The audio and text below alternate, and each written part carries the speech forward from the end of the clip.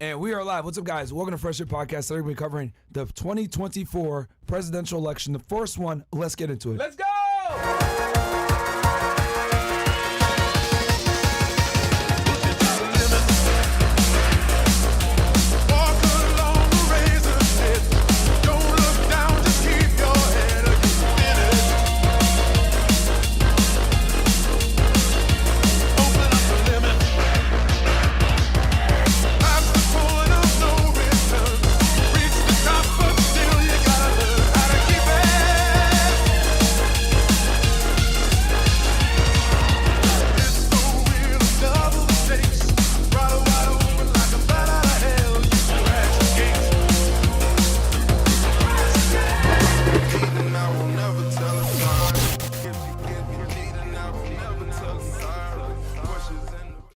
Yo, what's up, guys? Welcome to the Fresh Air Podcast, man. Today we're going to be covering something a bit unorthodox that you guys don't normally see on this podcast. We're going to be covering the 2024 presidential election. I'm really excited to do this. I only slept like 4 hours because I was so excited to do this, and that's why my voice sounds like crap. But don't worry, we're going to have a great breakdown today. Guys, quick announcements. As you guys know, Rumble is having issues right now. Everyone and their mom is covering this debate. So the servers over there are going wild. And the reason why the servers are going wild is because CNN, just to be 100% transparent with y'all, told people basically that if you try to stream try to stream the debate on there was some threat about they would hit you with a strike or whatever the hell it is. You know, it is what it is. We're going to just fucking stream it anyway. We don't give a fuck because we live live. Right? It is what it is. All right? Because you guys need a base take on this, all right? The show goes on! This is my home! They're gonna need a fucking wrecking ball to take me out of here! Fresh ain't here, so you know what time it is. When he's away, the boys are going to play. We're going to tell you guys what the fuck is really going on because these other conservative creators, I'll tell y'all, they're not going to tell you what the fuck is really going on and the real issues with America. So we're going to be super fucking base with this breakdown. I'm not a political fucking commentator. I'm going to tell y'all what it really is. As you guys know, I don't talk about politics too much on YouTube for obvious reasons. But if you guys do want to see more of my political takes and everything else like that, I'm very active about it on X, right? My X is UnplugfitX. If you guys don't already follow me on there, that's my main platform because, you know, Instagram banned me because, you know, they suck over there. But yeah, on X, man, I be going crazy. I be doing spaces. I jump in spaces. I debate people all the time. I cover a bunch of different topics, whether it's culture stuff, geopolitical events, news events, etc. So I'm always on there. But X is pretty lit, man. So I cover a bunch of stuff over there. I talked about Assange. I talked about, what else did I talk about that was recent? The Dr. Disrespect situation. I cover all that stuff there. So if you guys want to get my real take on a bunch of different topics, check me out over there. But yeah, so quick announcement before we get into the normal announcements. Rumble.com/freshfit. That is the home base for us, guys. I know right now it's down because everyone is over there streaming. I think we're live on Rumble right now, if I'm not mistaken, Billz Mo. But we had to use like a different route than we normally do to get on live. Are we on? Yeah, we're on. It says we're live, but I can't see anything, you know. Okay. We can't go on It Rumble. says that we're live. Oh, we can't even look at Rumble? No. Not even the site. Chat, let me know if you guys can see us on Rumble. If not, then you know it is what it is. Okay, I'm seeing the chat. They're saying Rumble's down. Okay, no problem. We're here on YouTube, so it is what it is. But yeah, okay. So rumble.com/freshfit, also CastleClub.tv, guys. Go over there, support us. We got almost 6,700 plus y'all Ninja Strong over there. We're going to be having chapter meetups in different cities. We got 13 major cities where we have generals there and communities over there that are built in. Once we got our infrastructure all set up, well, we're going to have Telegram chats for all you guys based on what city you're in. And then we're going to go be doing meetups. Me and Fresh are going to do a tour and go all across the United States and meet you guys.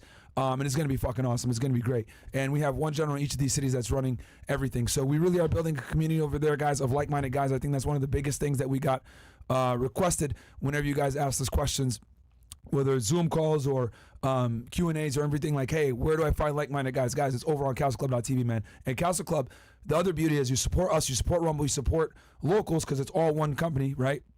We are Rumble creators first. That's where our main priority is, and it protects free speech, man. So if you guys want to be able to hear base takes like this and do what I do, right, and cover things that other people don't have the balls to cover, Castle Club keeps us independent, guys, so that we don't have to rely on YouTube. As you guys know, they demonetized us a year ago, and it sucks, but we've been able to continue on thanks to free speech platforms like Rumble. Obviously, I started my X not too long ago in November of last year. It's grown exponentially, which I'm happy for.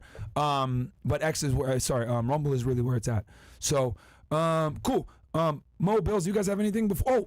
Last thing. Guys, Castle Club, you can get in there right now. It's for a year. Use the code DEBATE24 and it'll be $250 for a year. It'll knock off like $60 or $70, and you can get it for a year because if you do it monthly, it's $35. That's about $420 a year. But if you go ahead and use the code right now, DEBATE24, I think it's going to last for maybe another day or so. You can get it for $250 for the year and support us, support free speech, so that I can do podcasts like this where I don't have to necessarily worry about censoring myself so goddamn much because it is annoying. Billz Mo, you guys got anything before we get into this thing? You guys can follow me at BigMo_BITW. That is BIGMO_BITW. Follow me on IG. Same name on X as well. I'm not as crazy as Myron. Not even near as crazy. I'm actually boring. I'm actually boring as hell. All right, on Twitter. I ain't gonna lie to you. What else? Castle Club members. You already know I can't say it out in the open, but the link to the private server. DM me. If I have not seen your DM, because I'm still doing a bunch of these, DMs are still flooded. Please be patient.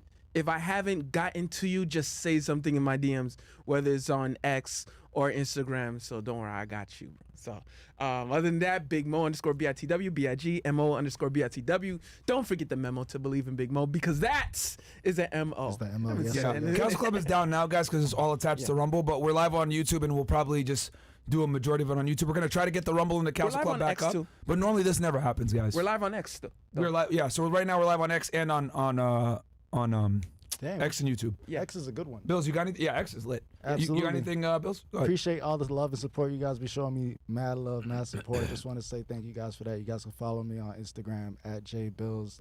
Please keep sending me cool ideas for the show. JBILLZ. Yeah. You know, and also go get Big Mo's new song out. Terminate is mejor. I think I said that right. Ah, shucks. It's You out said it on right all platforms. Show him some support. You know, just play his music. That's all you got to do. Show a stream it to it. That's all. Ah, shucks. There you go, guys. The only Haitian reggaeton artist. That's fact. So yeah. And also, guys, get your chats in fnfsuperchat.com. If you guys got questions or anything else like that, please go ahead. Feel free to chat in. I want to really interact with you guys on this one because at the end of the day, guys, look, this is probably one of the most important elections. I know they say that every election cycle, but I'm dead ass. Like, this is probably one of the most important election cycles, and I'll tell you guys why. We're on the brink of World War III, guys. And there's so many things going on. So what I think they're going to, the main hot topics that they're going to talk about during this debate are obviously immigration. As you guys know, we got a border crisis going on right now. The last time I saw a border crisis like this was in 2014 when I was an agent. It was actually right before I got to Laredo. There was a border crisis going on where people were coming in. The border crisis that we got going on right now is way worse. Okay, people are coming in. They're coming in from all different types of countries, and this always happens, guys. Whenever we got Democrats in office, they tend to lean. Well, they're liberal, but they tend to be very pro-immigration. They tend to be not pro-law enforcement, especially not pro-immigration agencies, enforcement agencies like a Border Patrol and Immigration Customs Enforcement and removal operations. I tell you guys this from my professional experience. When the blue is in office, it's very difficult to enforce immigration because immigration, guys, is one of these political topics that is, you're damned if you do it, you're damned if you don't. What do I mean by this? If you actually, enforce it, you're going to be deporting a lot of people that might not necessarily be criminals. You're going to be deporting people and breaking up families, etc. And people get really emotional about that, right? They say, well, America's the land, for refuge of immigrants and blah, blah, blah. You know what I mean? Like it's the 1920s or some shit like that. So whenever the blue is in office, guys, immigration is almost always very lax. This happened under the Obama administration when I became an agent and went to my first duty station. It's happening right now, so I'm not surprised. So I know that's going to be a hot button topic that they're going to talk about, okay? Second, they're going to talk about foreign policy. I told y'all before, we're on the brink of World War III. You got Russia and Ukraine, the conflict going on. We're actively funding that. We just sent a bunch more billions over to Ukraine, you know, because Zelensky keeps asking for money and we keep giving it to him to fight this proxy war in Russia. They told you guys for years that Russia was winning Ukraine was winning the war. But who was one of the first podcasts to report y'all that we knew Russia was winning the whole time? Rest in peace to Gonzalo Lira. We brought him on this podcast multiple times to tell you guys what was really going on the ground in Russia. He was one of the only people that was reporting what was going on. Gonzalo Lira and Jackson Hinkle, we brought them on. We had a really candid discussion about what was going on over there in Ukraine. And now, fast forward 2 years, what are they reporting?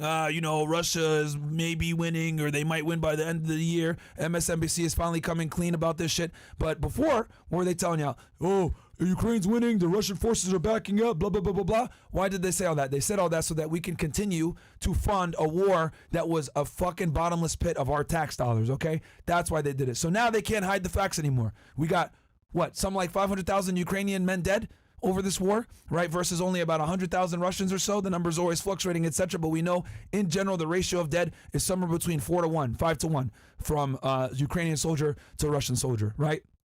So, and Gonzalo Lira died for telling you guys that. It has been a while, but I still support the FNF fan. Trump 2024. Let's go, my friend. Shout out to you, Wayne. 200. And I know you guys like these political type podcasts and everything else like that. So, again, I'm more active on this stuff on X, but fresh ain't in town, so let's fucking go. So yeah, thank you so much, Wayne. I appreciate that. So yeah, when it comes to Russia, Ukraine, we were one of the first podcasts that was reporting that. We knew what the fuck was going on. We were telling you guys this years ago. Rest in peace to Gonzalo Lira. He died telling you guys the truth. What did they do? The Ukrainian secret police, I think it was SVU or SBU, whatever the hell it is, they came in, they fucking kidnapped him, they put him in a prison. He tried to go over to, I think it was Hungary. He got caught at the border, and they put him in Ukrainian jail. They tortured him, and he fucking died, man. Rest in peace to him. Obviously, he's looking down on us right now. I wish my prayers go out to him and his family. But the guy was a real fucking truth teller. One of the only creators on YouTube that was telling the truth about what the hell was going on. It was only a few of them. Him, Jackson Hinkle, Scott Ritter, etc. Then also we got a conflict going on in the Middle East. As you guys know, on October 7th, a group of resistance fighters, not just Hamas, but a bunch of other ones as well, went into a kibbutz right outside of Gaza. And there was a conflict. A bunch of Israelis died. People were killed. I had a very candid discussion on that with Suleiman Ahmed. I really implore you guys to go check it out. It's on Rumble for obvious reasons. We couldn't do it on YouTube, but we talk about what really went down on October 7th. There was a lot of propaganda. There was a lot of lies about what really went down, and we know this because they lied to us about Ukraine and Russia, so I wouldn't be surprised if they didn't lie to us about Israel and Palestine as well.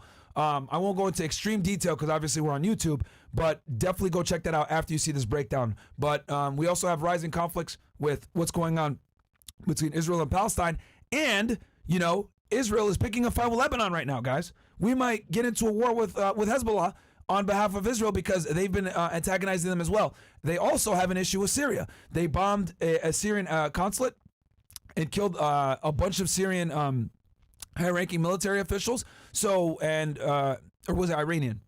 I think it was in Syria, but they killed some Iranians. So, regardless, we're having hot conflicts with Syria, with Lebanon. Obviously, we got the situation going on with Hamas, and I'm going to talk about another conflict that might be on the horizon if Trump gets into office that people aren't talking about, but I'm going to get into that later on. And then we got China, Taiwan, right? So we're on the brink of World War III, guys, because sort of Hong Kong as well with that one. Yeah, was that? Sort of Hong Kong with that one as well. Hong Kong, yes. China has that conflict with Hong Kong about, because they're trying to secede from China. Yeah, and that's why Taiwan is also standing with Hong Kong. And we're going to cut here to the debate here in a second. And the other thing, guys, also that no one is talking about, what also is going to be a debate topic is inflation. And what no one has discussed, I don't know why they haven't, is, guys, Saudi Arabia got rid of the petrodollar. Like, yes. And it amazes me how many geopolitical commentators are not talking about this. I only saw like one or two people talk about losing the petrodollar. Alex Jones and maybe like one other person. And I think that's some of the biggest news of 2024, and no one fucking talks about it at all. So, printing money, interest rates, etc. And then also, I know they're going to take cheap shots at each other with their criminal cases. Obviously, as you guys know, Biden's son was found guilty on gun charges, and Trump was found guilty in the state of New York on 34 counts of forging business documents. But let's go ahead and get into this fucking debate right now, guys. Let's go ahead, get into it, Billz, please. Yes, sir. And we're going to be reacting to it, guys. I'm going to give you guys my take on it. You guys are going to see another side of me that you guys don't normally see on YouTube. Let's fucking go, baby. At the end of the debate, each candidate will get 2 minutes for closing statements. There is no studio audience tonight. Pre-written notes, props, or contact with campaign staff are not permitted during the debate. I'm just going to say something By real quick. accepting our invitation. Also, just know, guys, that they're going to be muting them while they talk because Trump interrupted 125 times last time they did this debate, and they're probably not putting an audience there because they don't want to skew perception.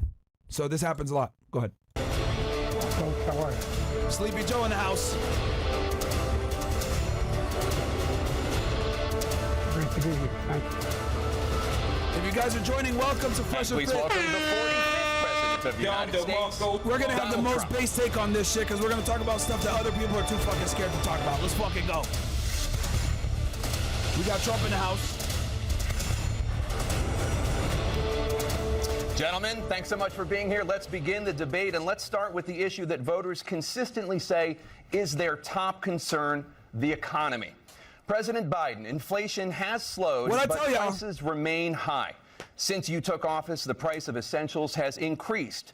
For example, a basket of groceries that cost $100 then now costs more than $120. And typical home prices have jumped more than 30%. What do you say to voters who feel they are worse off under your presidency than they were under President Trump? We got All right, we're going to move fast forward, guys. We're going to miss this part because we're about 2 minutes behind, so we're going to move this thing forward all the way so that we're live, and then what we'll Other do, than that, Billz, we is had, just we mute had the given thing them and back give commentary. a country where the stock market actually was higher than pre-COVID, and nobody thought that was even possible. The only jobs he created are for illegal immigrants and bounce-back jobs, the bounce-back from the COVID. He has not done a good job. He's done a poor job, and inflation's killing our country. It is absolutely killing us. Thank you. President Biden? Well, look, the greatest economy in the world. He's the only one who thinks that, I think. I don't know anybody else who thinks he had the greatest economy in the world. And, you know, the fact of the matter is that we find ourselves in a situation where his economy, he rewarded the wealthy. He had the largest tax cut in American history, $2 trillion. He raised a deficit larger than any president has in any one term. He's the only president other than Herbert Hoover who's lost more jobs than he had when he began, since Herbert Hoover. The idea that he did something that was significant. And the military, you know, when he was president, they were still killing people in Afghanistan. He didn't do anything about that. When he was president, we were still finding ourselves in a position where you had a notion that we were this safe country. The truth is, I'm the only president this century that doesn't have any, this decade, that doesn't have any troops dying anywhere in the world like he did. President Trump, Yeah, that's 'cause I we're want to fighting follow proxy up wars if I instead. can. Am I allowed to respond to him? Well, I'm going to ask you a follow-up. You can do whatever you want with the minute that we give you. I want to follow up. You want to impose a 10% tariff on all goods coming into the U.S. How will you ensure that that doesn't drive prices even higher? It's not going to drive them higher. It's just going to cost countries that have been ripping us off for years, like China and many others, in all fairness to China. It's going to just force them to pay us a lot of money, reduce our deficit tremendously, and give us a lot of power for other things. But he made a statement. The only thing he was right about is I gave you the largest tax cut in history. I also gave you the largest regulation cut in history. That's why we had all the jobs. And the jobs went down, and then they bounced back, and he's taking credit for bounce-back jobs. You can't do that. He also said he inherited 9% inflation. No, he inherited almost no inflation, and it stayed that way for 14 months. And then it blew up under his leadership because they spent money like a bunch of people that didn't know what they were doing. And they don't know what they were doing. It was the worst, probably the worst administration in history. There's never been. And as far as Afghanistan is concerned, I was getting out of Afghanistan, but we were getting out with dignity, with strength, with power. He got out. It was the most embarrassing day in the history of our country's life. President Trump, over the last 8 years, under both of your administrations, the national debt soared to record highs. And according to a new nonpartisan analysis, President Trump, your administration approved $8.4 trillion in new debt, while so far, President Biden, you've approved $4.3 trillion in new debt. So, former President Trump, many of the tax cuts that you signed into law are set to expire next year. You want to extend them and go even further, you say. With the U.S. facing trillion-dollar deficits and record debt, why should top earners and corporations pay even less in taxes than they do now? Because the tax cuts spurred the greatest economy that we've ever seen just prior to COVID. And even after COVID, it was so strong that we were able to get through COVID much better than just about any other country.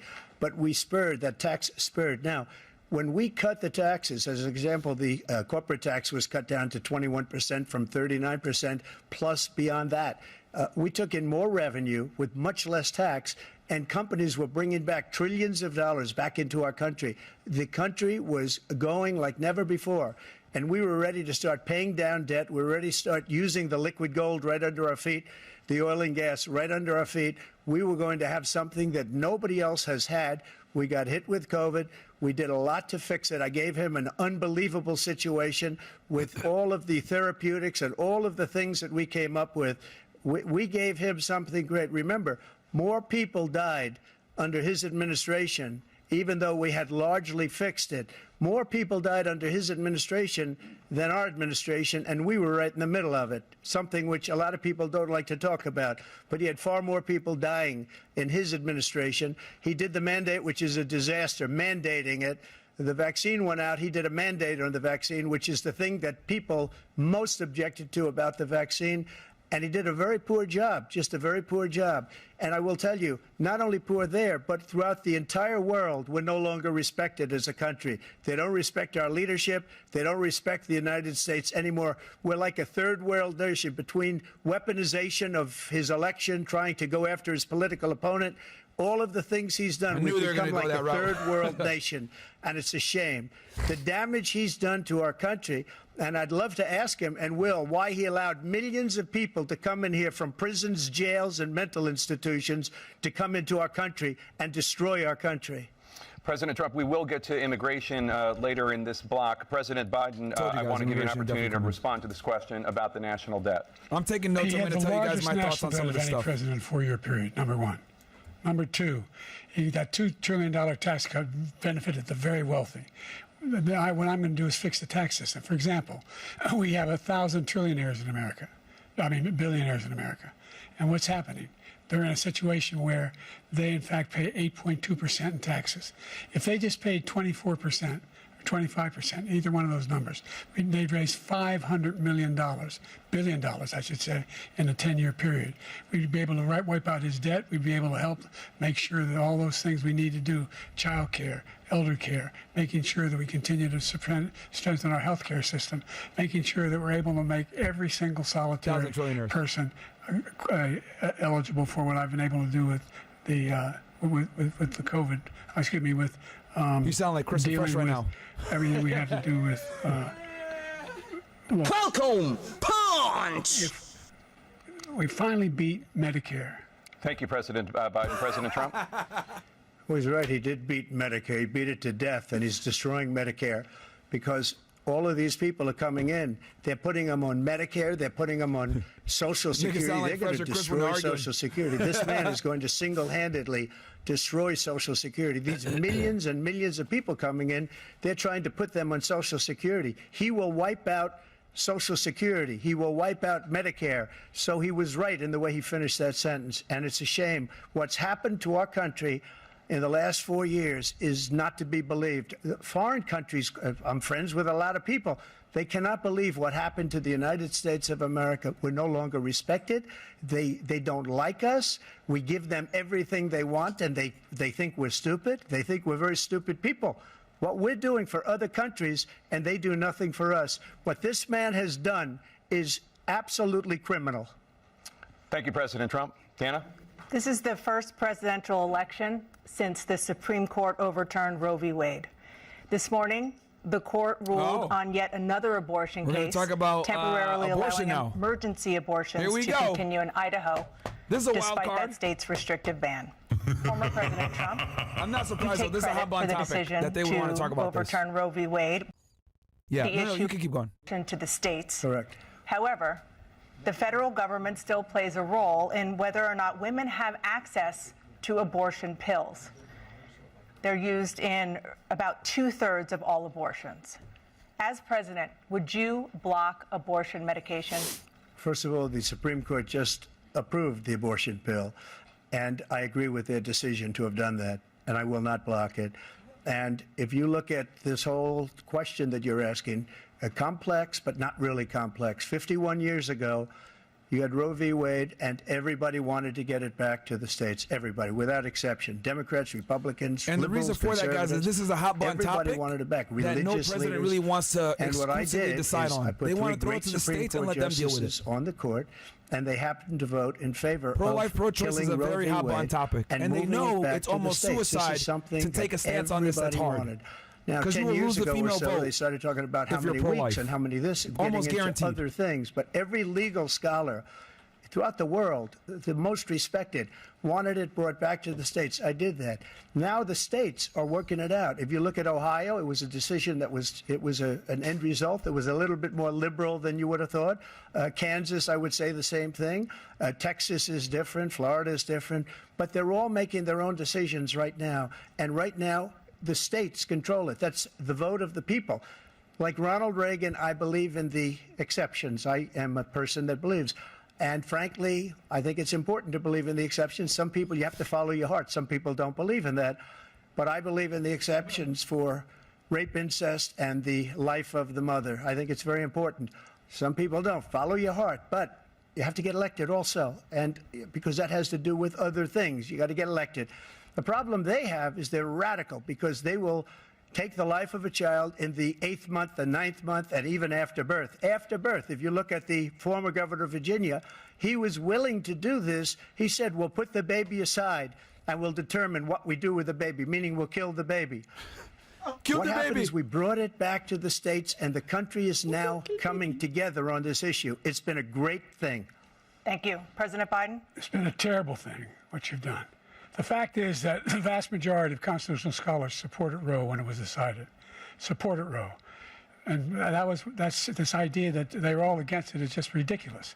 And this is the guy who says the state should be able to have it. We're in a state where in 6 weeks, you don't even know whether you're pregnant or not, but you cannot see a doctor, and have him decide on what your circumstances are, whether you need help.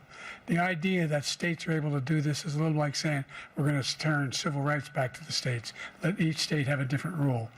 Look, there's so many young women who have been, including a young woman who just was murdered, and he went to the funeral. The idea that she was murdered by an immigrant coming in. They talk about that, but here's the deal. What? There's a lot of young women who are being raped by their in-laws, by their spouses, brothers and sisters, it's just ridiculous. What? And they can do nothing about it. And they try to arrest them when they cross state lines. Thank you. Grape is a minority. There have been many young women A very small murdered minority. by the same people he allows to come across our border. We have a border that's the most dangerous place anywhere in the world, considered the most dangerous place anywhere in the world. And he opened it up, and these killers are coming into our country, and they are raping and killing women. And it's a terrible thing. As far as the abortion is concerned, it is now back with the states. The states are voting. In many cases, it's frankly a very liberal decision. In many cases, it's the opposite. But they're voting, and it's bringing it back to the vote of the people, which is what everybody wanted, including the founders, if they knew about this issue, which, frankly, they didn't. But they would have, everybody wanted brought back. Ronald Reagan wanted it brought back. He wasn't able to get it. Everybody wanted it brought back, and many presidents had tried to get it back. I was the one to do it. And again, this gives it the vote of the people, and that's where they wanted it. Every legal scholar wanted it that way.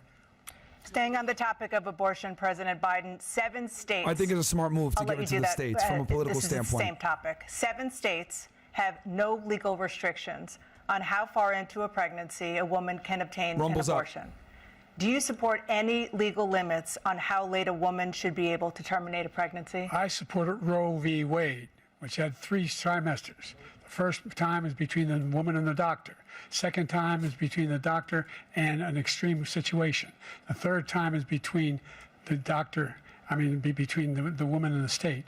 The idea that the politicians, that the founders wanted the politicians to be the ones making decisions about women's health is ridiculous. That's the last. No politician should be making that decision. A doctor should be making those decisions. That's how it should be run. That's what you're going to do. And if I'm elected, I'm going to restore Roe v. Wade. So that means he can take the life of the baby in the 9th month and even after birth, because some states, Democrat run, New York take it after birth. Again, the former governor of Virginia, put the baby down, then we decide what to do with it. So he's willing to, as we say, rip the baby out of the womb in the 9th month and kill the baby. Nobody wants that to happen, Democrat or Republican. Nobody wants it to happen. That is simply not true. The Roe v. Wade does not provide for that. That's not the circumstance. Only if a woman's life is in danger, she's going to die. That's the only circumstance in which that can happen. But we are not for late-term abortion, period. Period, period. Under Roe v. Wade, you have late-term abortion. You can do whatever you want, depending on the state. You can do whatever you want. We don't think that's a good thing. We think it's a radical thing. We think the Democrats are the radicals, not the Republicans. For 51 years, that was the law. 51 years, constitutional scholarship said it was the right way to go. 51 years, and it was taken away because this guy put very conservative members on the Supreme Court. He takes credit for taking it away. What's he going to do? What's he going to do, in fact, if the MAGA Republicans, he gets elected, and the MAGA Republicans control the Congress, and they pass a universal ban on abortion, period, across the board at 6 weeks or 7 or 8 or 10 weeks, something very, very conservative. Is he going to sign that bill? I'll veto it. He'll sign it. Thank you. Let's turn now to the issue of immigration and border security. President Biden, a record number of migrants have illegally crossed the southern border on your watch. Overwhelming border states and overburdening cities such as New York and Chicago, and in some cases causing real safety and security concerns. I'm taking notes and I'll break this down Given for you guys. that, why should voters trust you to solve this crisis? While they're talking. Because we worked very hard to get a bipartisan agreement that not only changed all of that, it made sure that we are in a situation where you had no circumstance where they could come across the border with the number of border police there are now. We significantly increased the number of asylum officers. By the way, the Border Patrol endorsed my position. In addition to that, we found ourselves in a situation where when he was president, he was separating babies from their mothers, putting them in cages, making sure the families were separated. That's not the right way to go. What I've done since I've changed the law, what's happened? I've changed it in a way that now you're in a situation where there are 40% fewer people coming across the border illegally. That's better than when he left office. And I'm going to continue to move until we get the total ban on the total initiative relative to what we're going to do with more Border Patrol and more asylum officers. Border Patrol is overwhelmingly right-wing. I really don't know what he said at the end of that The unions are all right-wing. That's not true. I don't think he knows what he said either. Look, we had the safest border in the history of our country. The border, all he had to do was leave it. All he had to do was leave it. He decided to open up our border, open up our country to people that are from prisons, people that are from mental institutions, insane asylum, terrorists. We have the largest number of terrorists coming into our country right now, all terrorists, all over the world, not just in South America, all over the world. They come from the Middle East, everywhere. All over the world, they're pouring in. And this guy just left it open. And he didn't need legislation because I didn't have legislation. I said, close the border. We had the safest border in history. In that final couple of months of my presidency, we had, according to Border Patrol, who is great, and by the way, who endorsed me for president. That is true. I won't say that. That is true. They endorsed me for president. Brandon, just speak to him. But look, we had the safest border in history. Now we have the worst border in history. There's never been anything like it. And people are dying all over the place, including the people that are coming up in caravans. Thank you, President Trump. President Biden? The only terrorist who's done anything crossing the border is one who came along and killed three, under his administration, killed an al-Qaeda person, come in his administration, killed three American soldiers, killed 3 American soldiers. That's the only terrorist that's there. I'm not saying that no terrorist ever got through, but the idea they're emptying their prisons, we're welcoming these people, that's simply not true. There's no data to support what he said. Once again, he's exaggerating, he's lying. President Trump, staying on the topic of immigration, you've said that you're going to carry out, quote, the largest domestic deportation operation in American history, unquote. Does that mean that you will deport every undocumented immigrant in America, including those who have jobs, including those whose spouses are citizens, and including those who have lived here for decades? And if so, how will you do it? Just 1 second. He said we killed 3 people. The people we killed are al-Baghdadi and Soleimani, the 2 greatest terrorists, biggest terrorists anywhere in the world. And it had a huge impact on everything, not just border, on everything. He's the one that killed people with the bad water, including hundreds of thousands of people dying, and also killing our citizens when they come in. We are living right now in a rat's nest. They're killing our people in New York, in California, in every state in the union, because we don't have borders anymore. Every state is now a border. And because of his ridiculous, insane, and very stupid policies, people are coming in and they're killing our citizens at a level that we've never seen. We call it migrant crime. I call it Biden migrant crime. They're killing our citizens at a level that we've never seen before. And you're reading it like these 3 incredible young girls over the last few days. One of them, I just spoke to the mother, and they just had the funeral for this girl, 12 years old. This is horrible what's taken place. What's taken place in our country, we're literally an uncivilized country now. He doesn't want it to be. He just doesn't know. He opened the borders. Nobody's ever seen anything like. And we have to get a lot of these people out, and we have to get them out fast because they're going to destroy our country. Just take a look at where they're living. They're living in luxury hotels in New York City and other places. Our veterans are on the street. They're dying because he doesn't care about our veterans. He doesn't care. He doesn't like the military at all, and he doesn't care about our veterans. Nobody been worse. I had the highest approval rating for veterans taking care of the VA. He has the worst. He's gotten rid of all the things that I approved, choice that I got through Congress, all of the different things I approved, they abandoned. We had by far the highest, and now it's down in less than half because he's done all these great things that we did, and I think he did it just because I approved it, which is crazy. But he has killed so many people at our border by allowing all of these people to come in. I can tell you guys from personal experience, Trump was hard on immigration when I was an agent. Every single thing he said is a lie. Every single one. For example, veterans are a hell of a lot better off since I passed the PACT Act. 1 million of them now have insurance, and their families have it. Their families have it because what happened, whether it was Agent Orange or burn pits, they're all being covered now. And he opposed, his group opposed that. We're also in a situation where we have great respect for veterans. My son spent a year in Iraq, living right next to one of those burn pits, came back with stage 4 glioblastoma. I was recently in France for D-Day, and I spoke all about those heroes that died. I went to the World War II cemetery, World War I cemetery he refused to go to. He was standing with his 4-star general, and he told me, he said, I don't want to go in there because they're a bunch of losers and suckers. My son was not a loser, was not a sucker. You're the sucker. You're the loser. President Trump? First of all, that was a made-up quote, suckers and losers. They made it up. It was in a third-rate magazine that's failing, like many of these magazines. He made that up. He put it in commercials. We've notified him. We had 19 people that said I didn't say it. And think of this. Who would say I'm at a cemetery or I'm talking about our veterans? Because nobody's taken better care. I'm so glad this came up, and he brought it up. There's nobody that's taken better care of our soldiers than I have.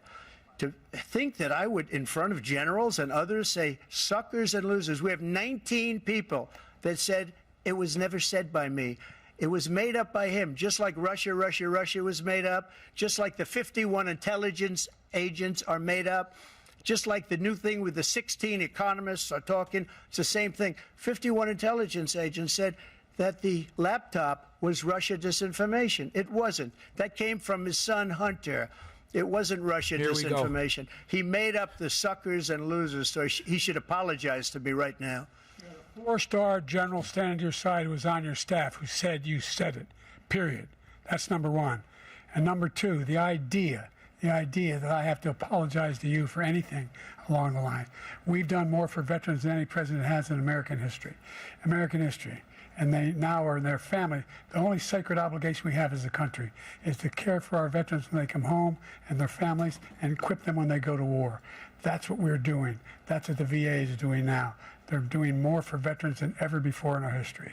All right, thank you so much. Let's move to the topic of foreign policy. Oh, I want let's to go. begin with Russia's war against Ukraine, which is now in its third year.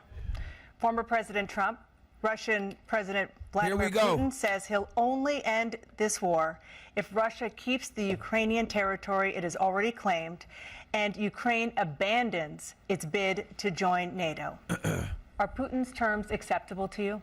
First of all, our veterans and our soldiers can't stand this guy. They can't stand him. They think he's the worst commander-in-chief, if that's what you call him. You have to do that that we've ever had. They can't stand him. So let's get that straight. And they like me more than just about any of them. And that's based on every single bit of information. As far as Russia and Ukraine, if we had a real president, the president that knew, that was respected by Putin, he would have never invaded Ukraine. A lot of people are dead right now, much more than people know. You know, they talk about numbers. You can double those numbers, maybe triple those numbers. He did nothing to stop it. In fact, I think he encouraged Russia from going in.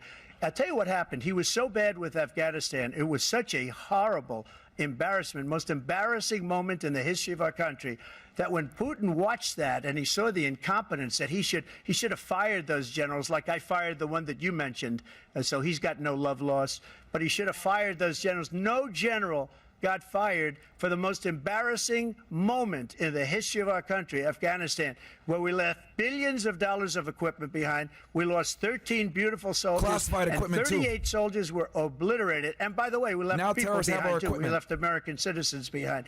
When Putin saw that, he said, you know what? I think we're going to go in and maybe take this was his dream. I talked to him about it, his dream. The difference is he never would have invaded Ukraine. Never. Just like Israel would have never been invaded in a million years by Hamas. You know why? Debatable. Because Iran was broke with me. I wouldn't let anybody do business with them. They ran out of money. They were broke. They had no money for Hamas. They had no money for anything. No money for terror. That's why you had no terror at all during my administration. This place, the whole world is blowing up under him. President Biden? October 7th was so much inevitable. malarkey in my whole life. Look, the fact of the matter is that we're in a situation where, let's take the last point first. Iran attacked American troops, caused brain damage for a number of these troops, and he did nothing about it. Recently, not when he was president. They attacked. He said they're just having headaches. That's all it is. He didn't do a thing when the attack took place, number one. Number two, we got over 100,000 Americans and others out of Afghanistan during that airlift. Number three, we found ourselves in a situation where, if you take a look at what Trump did in Ukraine, this guy told Trump, do whatever you want, do whatever you want. And that's exactly what Trump did to Putin, encourage him, do whatever you want. And he went in. And listen to what he said when he went in. He was going to take Kyiv in 5 days, remember? Because it's part of the old Soviet Union. That's what he wanted to reestablish, Kyiv. And he, in fact, didn't do it at all. He wasn't able to get it done. And they've lost thousands and thousands of troops, 500,000 troops. But Ukraine lost way President more. Trump, No, that's how I many never Ukrainian said soldiers got for killed. 1 minute, I just want to go back to my 500K. original question, which is, are Putin's terms acceptable to you? Keeping the territory in Ukraine? Acceptable. No, they're not acceptable. But look, this is a war that never should have started. If we had a leader in this war, he led everybody along. He's given $200 billion now or more to Ukraine. He's given $200 billion. That's a lot of money. I don't think there's ever been anything like it. Every time that Zelensky comes to this country, he walks away with $60 billion. He's the greatest salesman ever. And I'm not knocking him. I'm not knocking anything. I'm only saying the money that we're spending on this war, and we shouldn't be spending, it should have never happened. I will have that war settled between Putin and Zelensky as president-elect before I take office on January 20th. I'll have that war settled. People being killed so needlessly, so stupidly, and I will get it settled, and I'll get it settled fast before I take office. President Biden, you have a minute. The fact is that Putin is a war criminal. He's killed thousands and thousands of people. And he has made one thing clear. He wants to reestablish what was part of the Soviet Empire, not just a piece. He wants all of Ukraine. That's what he wants. And then you think he'll stop there? Do you think he'll stop when if he takes Ukraine? What do you think happens to Poland? What do you think of Belarus? What do you think happens to those NATO countries? And so if you want a war, you ought to find out what he's going to do, because if in fact he does what he says and walks away, and by the way, all that money we give Ukraine are from weapons we make here in the United States. We give them the weapons, not the money at this point. And our NATO allies have produced as much funding for Ukraine as we have. That's why we're strong. NATO is a front to push the military-industrial complex. It is bullshit. Israel, killing more than 1,000 people and taking hundreds of hostages. Among those held and thought to still be alive are 5 Americans. Israel's response has killed thousands of Palestinians and created a humanitarian crisis in Gaza. President Biden, you've put forward a proposal to resolve this conflict. Let's see. But so far, Hamas has not released the remaining hostages, and Israel is continuing its military offensive in Gaza. So what additional leverage will you use to get Hamas and Israel to end the war? You have 2 minutes. Number one, everyone from the United Nations Security Council straight through to the G7 to the Israelis and Netanyahu himself have endorsed the plan I put forward. Which has 3 stages to it.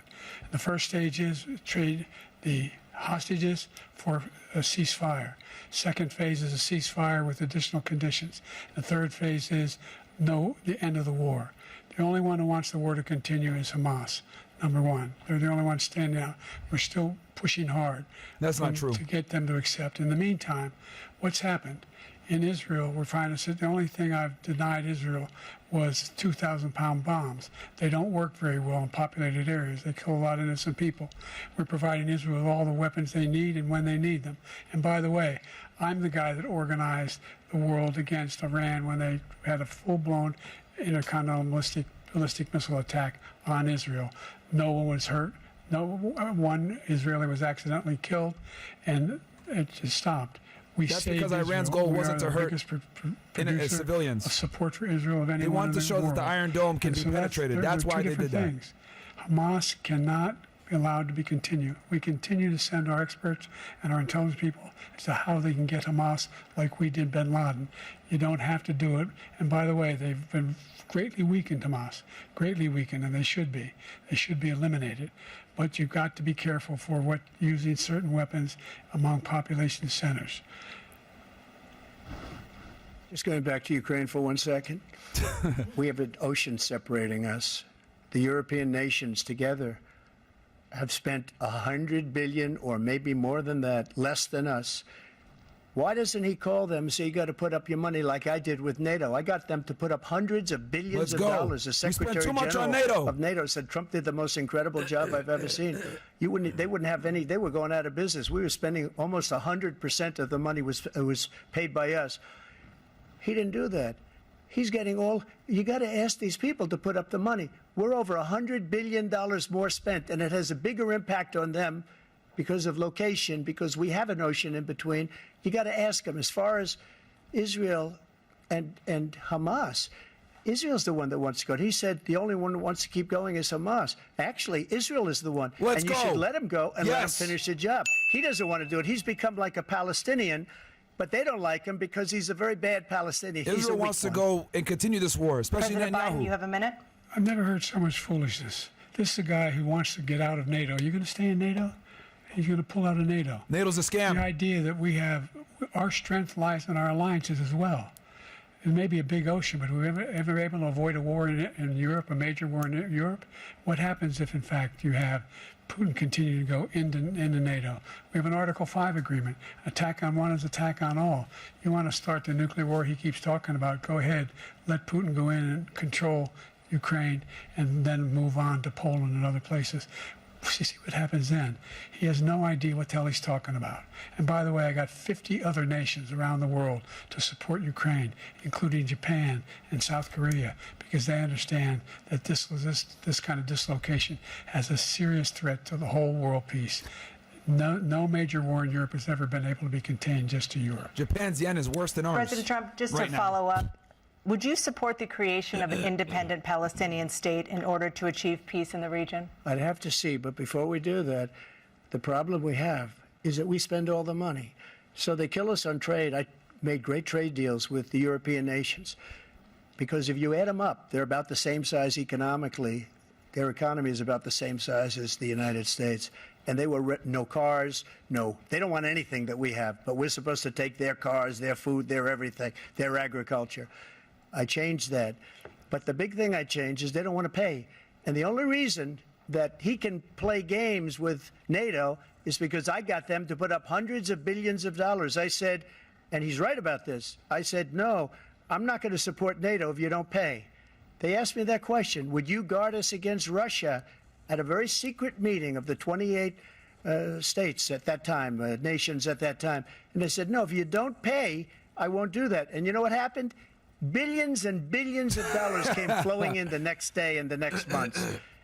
But now we're in the same position. We're paying everybody's bills. We contribute too much to NATO. Let's turn to the issue of democracy. Former to President justify Trump, the military-industrial I want to ask you about January 6, 2021. After you rallied your supporters that day, answer the Palestinian some of them stormed the Capitol to stop the constitutionally mandated counting of electoral January votes. 6, let's see. As president, you swore an oath to, quote, preserve, protect, and defend, unquote, the Constitution. What do you say to voters who believe that you violated that oath through your actions and inaction on January 6 and worry that you'll do it again? Well, I don't think too many believe that. And let me tell you about January 6th. On January 6th, we had a great border. Nobody coming through, very few. On January 6th, we were energy independent. On January 6th, we had the lowest taxes ever. We had the lowest regulations ever. On January 6th, we were respected all over the world. All over the world, we were respected. And then he comes in, and we're now laughed at. We're like a bunch of stupid people. What happened to the United States' reputation under this man's leadership is horrible, including weaponization, which I'm sure at some point you'll be talking about, where he goes after his political opponent because he can't beat him fair and square. You have 80 seconds the January left. Sixers, My question was, what do you say to those January voters Sixers. who believe that you violated your constitutional oath through your actions and inaction on January 6, 2021, and worry that you'll do it again? Well, I didn't say that to anybody. I said peacefully and patriotically. You did say that. And Nancy Pelosi, if you just watched the news from 2 days ago, on tape to her daughter, who's a documentary filmmaker, they say, but she's saying, oh, no, it's my responsibility. I was responsible for this. Because I offered her 10,000 soldiers or National Guard, and she turned them down. And the mayor in writing, by the way, the mayor, in writing, turned it down, the mayor of D.C. They turned it down. I offered 10,000 because I could see, I had virtually nothing to do. They asked me to go make a speech. I could see what was happening. Everybody was saying they're going to be there on January 6th. They're going to be there. And I said, you know what? There's a lot of people coming. You could feel it. You could feel it, too, and you could feel it. And I said, they ought to have some National Guard or whatever. And I offered it to her. And she now admits that she turned it down. And it was the same day she was, I don't know, she can't be very happy with her daughter because it made her into a liar. She said, I take full responsibility for January 6th. President Biden? Look, he encouraged those folks to go up on Capitol Hill, number one.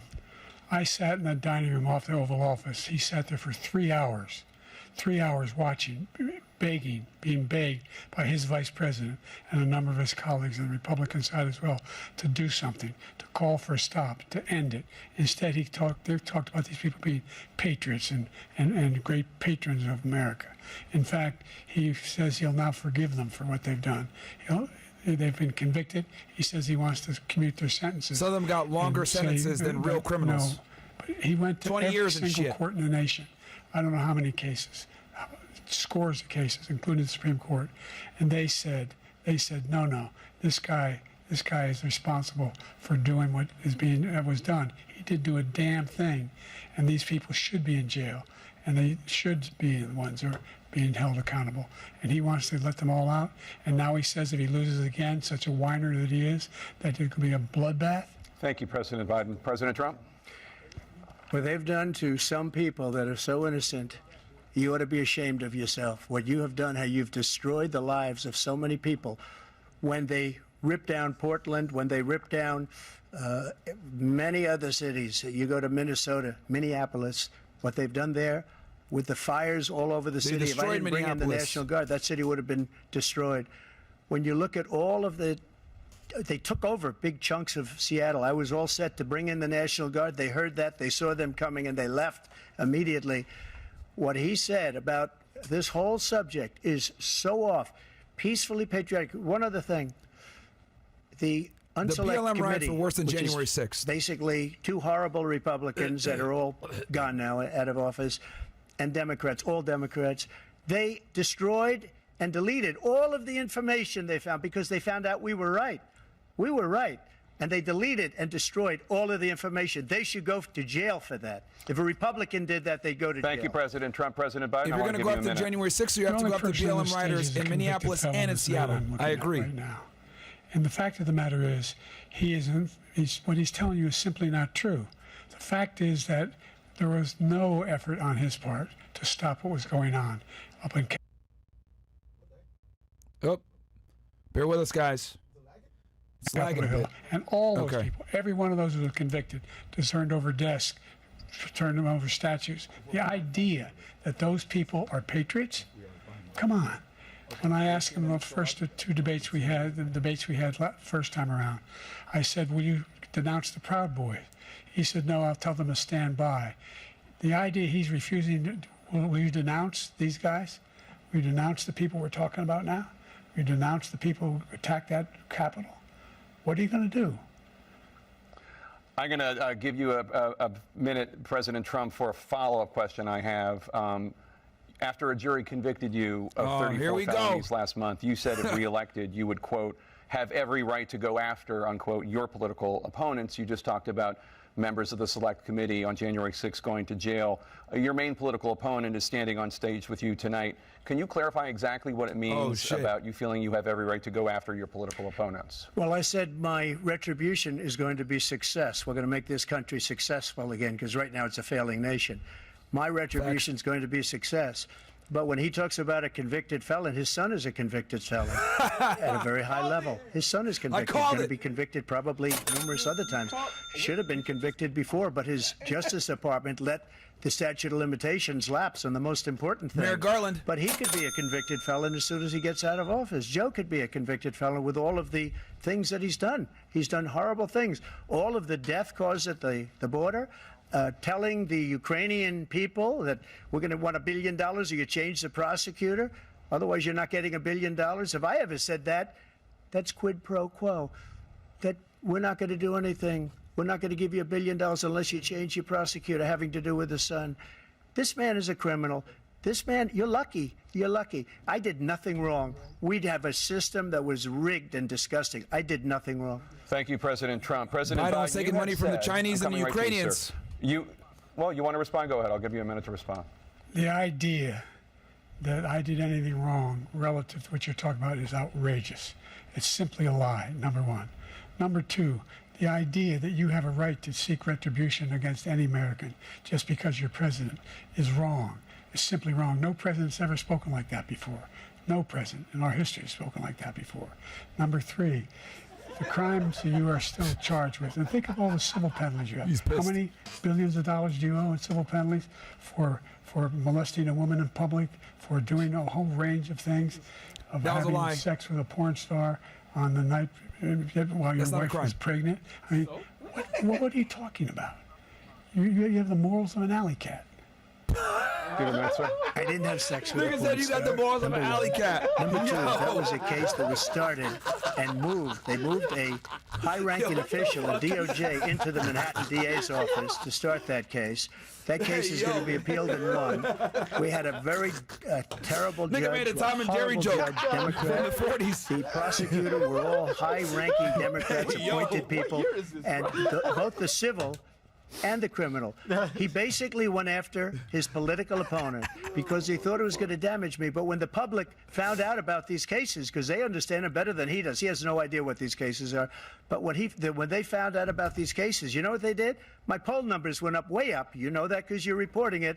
And we took in more money in the last 2 weeks than we've ever taken in the history of any campaign. I don't think any campaign has ever taken. Hundreds of millions of dollars came pouring in because the public knows it's a scam, and it's a guy that's after his political opponent because he can't win fair and square. Thank you, President Trump. President Biden, you have said, quote, Donald Trump and his MAGA Republicans Trump could have went are after determined Hillary, but to he didn't. destroy American Keep democracy. that in mind, guys. Do you He believe did that not the go tens after of Hillary. millions of Americans who are likely to vote for President Trump will be voting against American democracy? The more they know about what he's done, yes. The more they know about what he's done. And there's a lot more coming. He's got a lot of cases down the road coming around. He's got a whole range of issues he has to face. I don't know what the juries will do, but I do know he has a real problem. And so the fact that, could you ever think you heard any president say that I'm going to seek retribution? Do you ever hear any president say that I thought Hitler had some good ideas? What got me involved to run the first didn't place say that. He after said my he- son he and daughter could. decided in Iraq, because of Iraq, I said I wasn't going to run again until I saw what happened in Charlottesville, Virginia. People coming out of the woods carrying swastikas on torches, and singing the same anti-Semitic bile they sang when back in Germany. Here we go. And the young woman got killed. I spoke to the mother, and they asked him. They said, "What do you think of those people? The people the ones who got killed, the one who tried to stop it, and the ones," he said, "I think they're fine people on both sides." What American president would ever say Nazis coming out of fields carrying torches, singing the same anti-Semitic bile, carrying swastikas were fine people? This is the guy who says Hitler's done some good things. I'd like to know what they are. The good things Hitler's done, that's what he said. This guy has no sense of American democracy. President Trump. Jake, both of you know that story has been totally wiped out because when you see the sentence, it said 100% exoneration on that. So he just keeps it going. He says he ran because of Charlottesville. He didn't run because of Charlottesville. He ran because it was his last chance. He's not equipped to be president. You know it, and I know it. It's ridiculous. We have a debate. We're trying to justify his presidency. His presidency is, without question, the worst president, the worst presidency in the history of our country. We shouldn't be having a debate about it. There's nothing to debate. He made up the Charlottesville story, and you'll see it's debunked all over the place. Every reasonable anchor has debunked it. And just the other day, it came out where it was fully debunked. It's a nonsense story. He knows that, and he didn't run because of Charlottesville. He used that as an excuse to run. President Biden. And debunked. It happened. All you have to do is listen to what was said at the time. And the idea that somehow that's the only reason I ran. I ran because I was worried a guy like this guy could get elected. If he thought they were good people coming out of that forest, carrying those woods, carrying those torches, then he didn't deserve to be president. Didn't deserve to be president at all.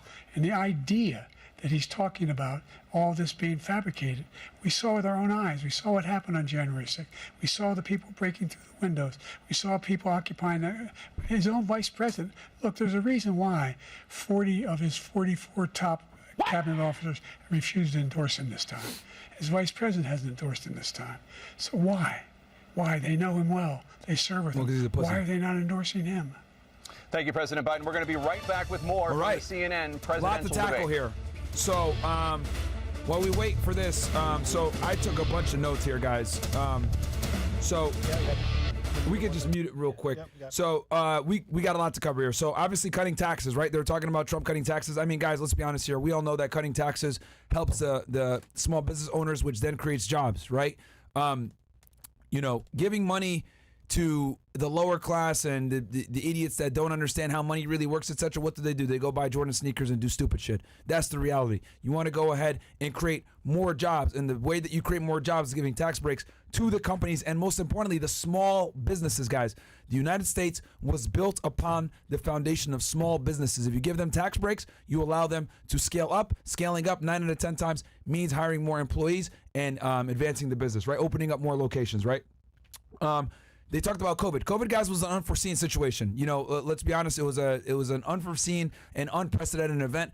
We've never had anything like that in modern human history. I don't think any president could have prepared for that or dealt with it in a better way. Obviously, I don't agree with Operation Warp Speed. I think anytime you try to go ahead and rush a vaccine out and get it out within a year, it's going to have issues, which we've seen. come to fruition now with a lot of people dying suddenly.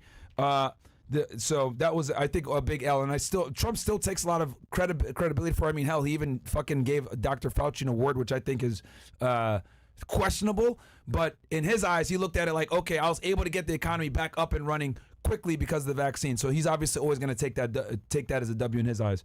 Also, they talked about Russia, Ukraine. And I agree with Trump that Putin probably would not have invaded Ukraine had he not, because Trump did not support NATO the same way that Biden does. I think by Biden coming into office, he supported NATO significantly. That gave Ukraine the balls to feel like, okay, we're going to go ahead, because they were in talks about getting Ukraine in. And Putin, knowing that, said, yo, we're going to go ahead and stop this shit right now. Trump was not that much of a NATO supporter, which I think kept Russia at bay. But once Biden started getting into bed with Ukraine, which, keep in mind, guys, when Biden was the vice president of the Obama administration, Ukraine was his stopping ground, okay? It was his stopping ground. Him and his son had a bunch of questionable money transactions with the Ukrainian and the Chinese government during the Obama administration. So, of course, he's going to go ahead and be super pro-Ukraine when he takes office, and I think that emboldened Putin to take an attack. Because, guys, keep in mind, for all of you guys that are unaware of the Russia-Ukraine conflict, right? Ukraine used to be a part of the USSR. Ukrainian is nothing more than a dialect of Russian, despite what they try to tell you, okay? That's the reality. If you look at Eastern Ukraine, they're almost all, whether it's Crimea, the Donbass region, etc., they're all, most of them, a staggering majority, are ethnically Russian. Kiev used to be a huge city in the USSR. So Putin looks at it like, okay, we have an adversary, NATO, by the way, which NATO's only existence really is to continue to perpetuate the military-industrial complex. We need to have an enemy to justify having weapons, paying for weapons, and exporting them to our allies so that they can go ahead and say, well, we're going ahead and combating the axis of evil, so we need a common enemy so that we can rationalize and justify fucking all these defense contractors, etc. Because war is a profitable business, guys, an extremely profitable business, okay? And weapons, etc. So that's what NATO exists for. Trump knew that. Hey, why the fuck are we putting so much money into this bullshit? Fucking, and I think that's what kept Russia at bay. Us not supporting NATO as much and making them put up their money. That's what kept them at bay. So once Biden got in, Putin said, fuck this shit, this is a national security threat. Because we were in the process of putting biological weapons over there, we would have a front. We're back on the debate? Yeah, the debate's coming up. We'll go back to the other stuff. But yeah, guys, I agree that if Trump was in office, we definitely wouldn't have went to war because he was not pro-NATO like Biden is. And NATO is bullshit. Let's go ahead. Families.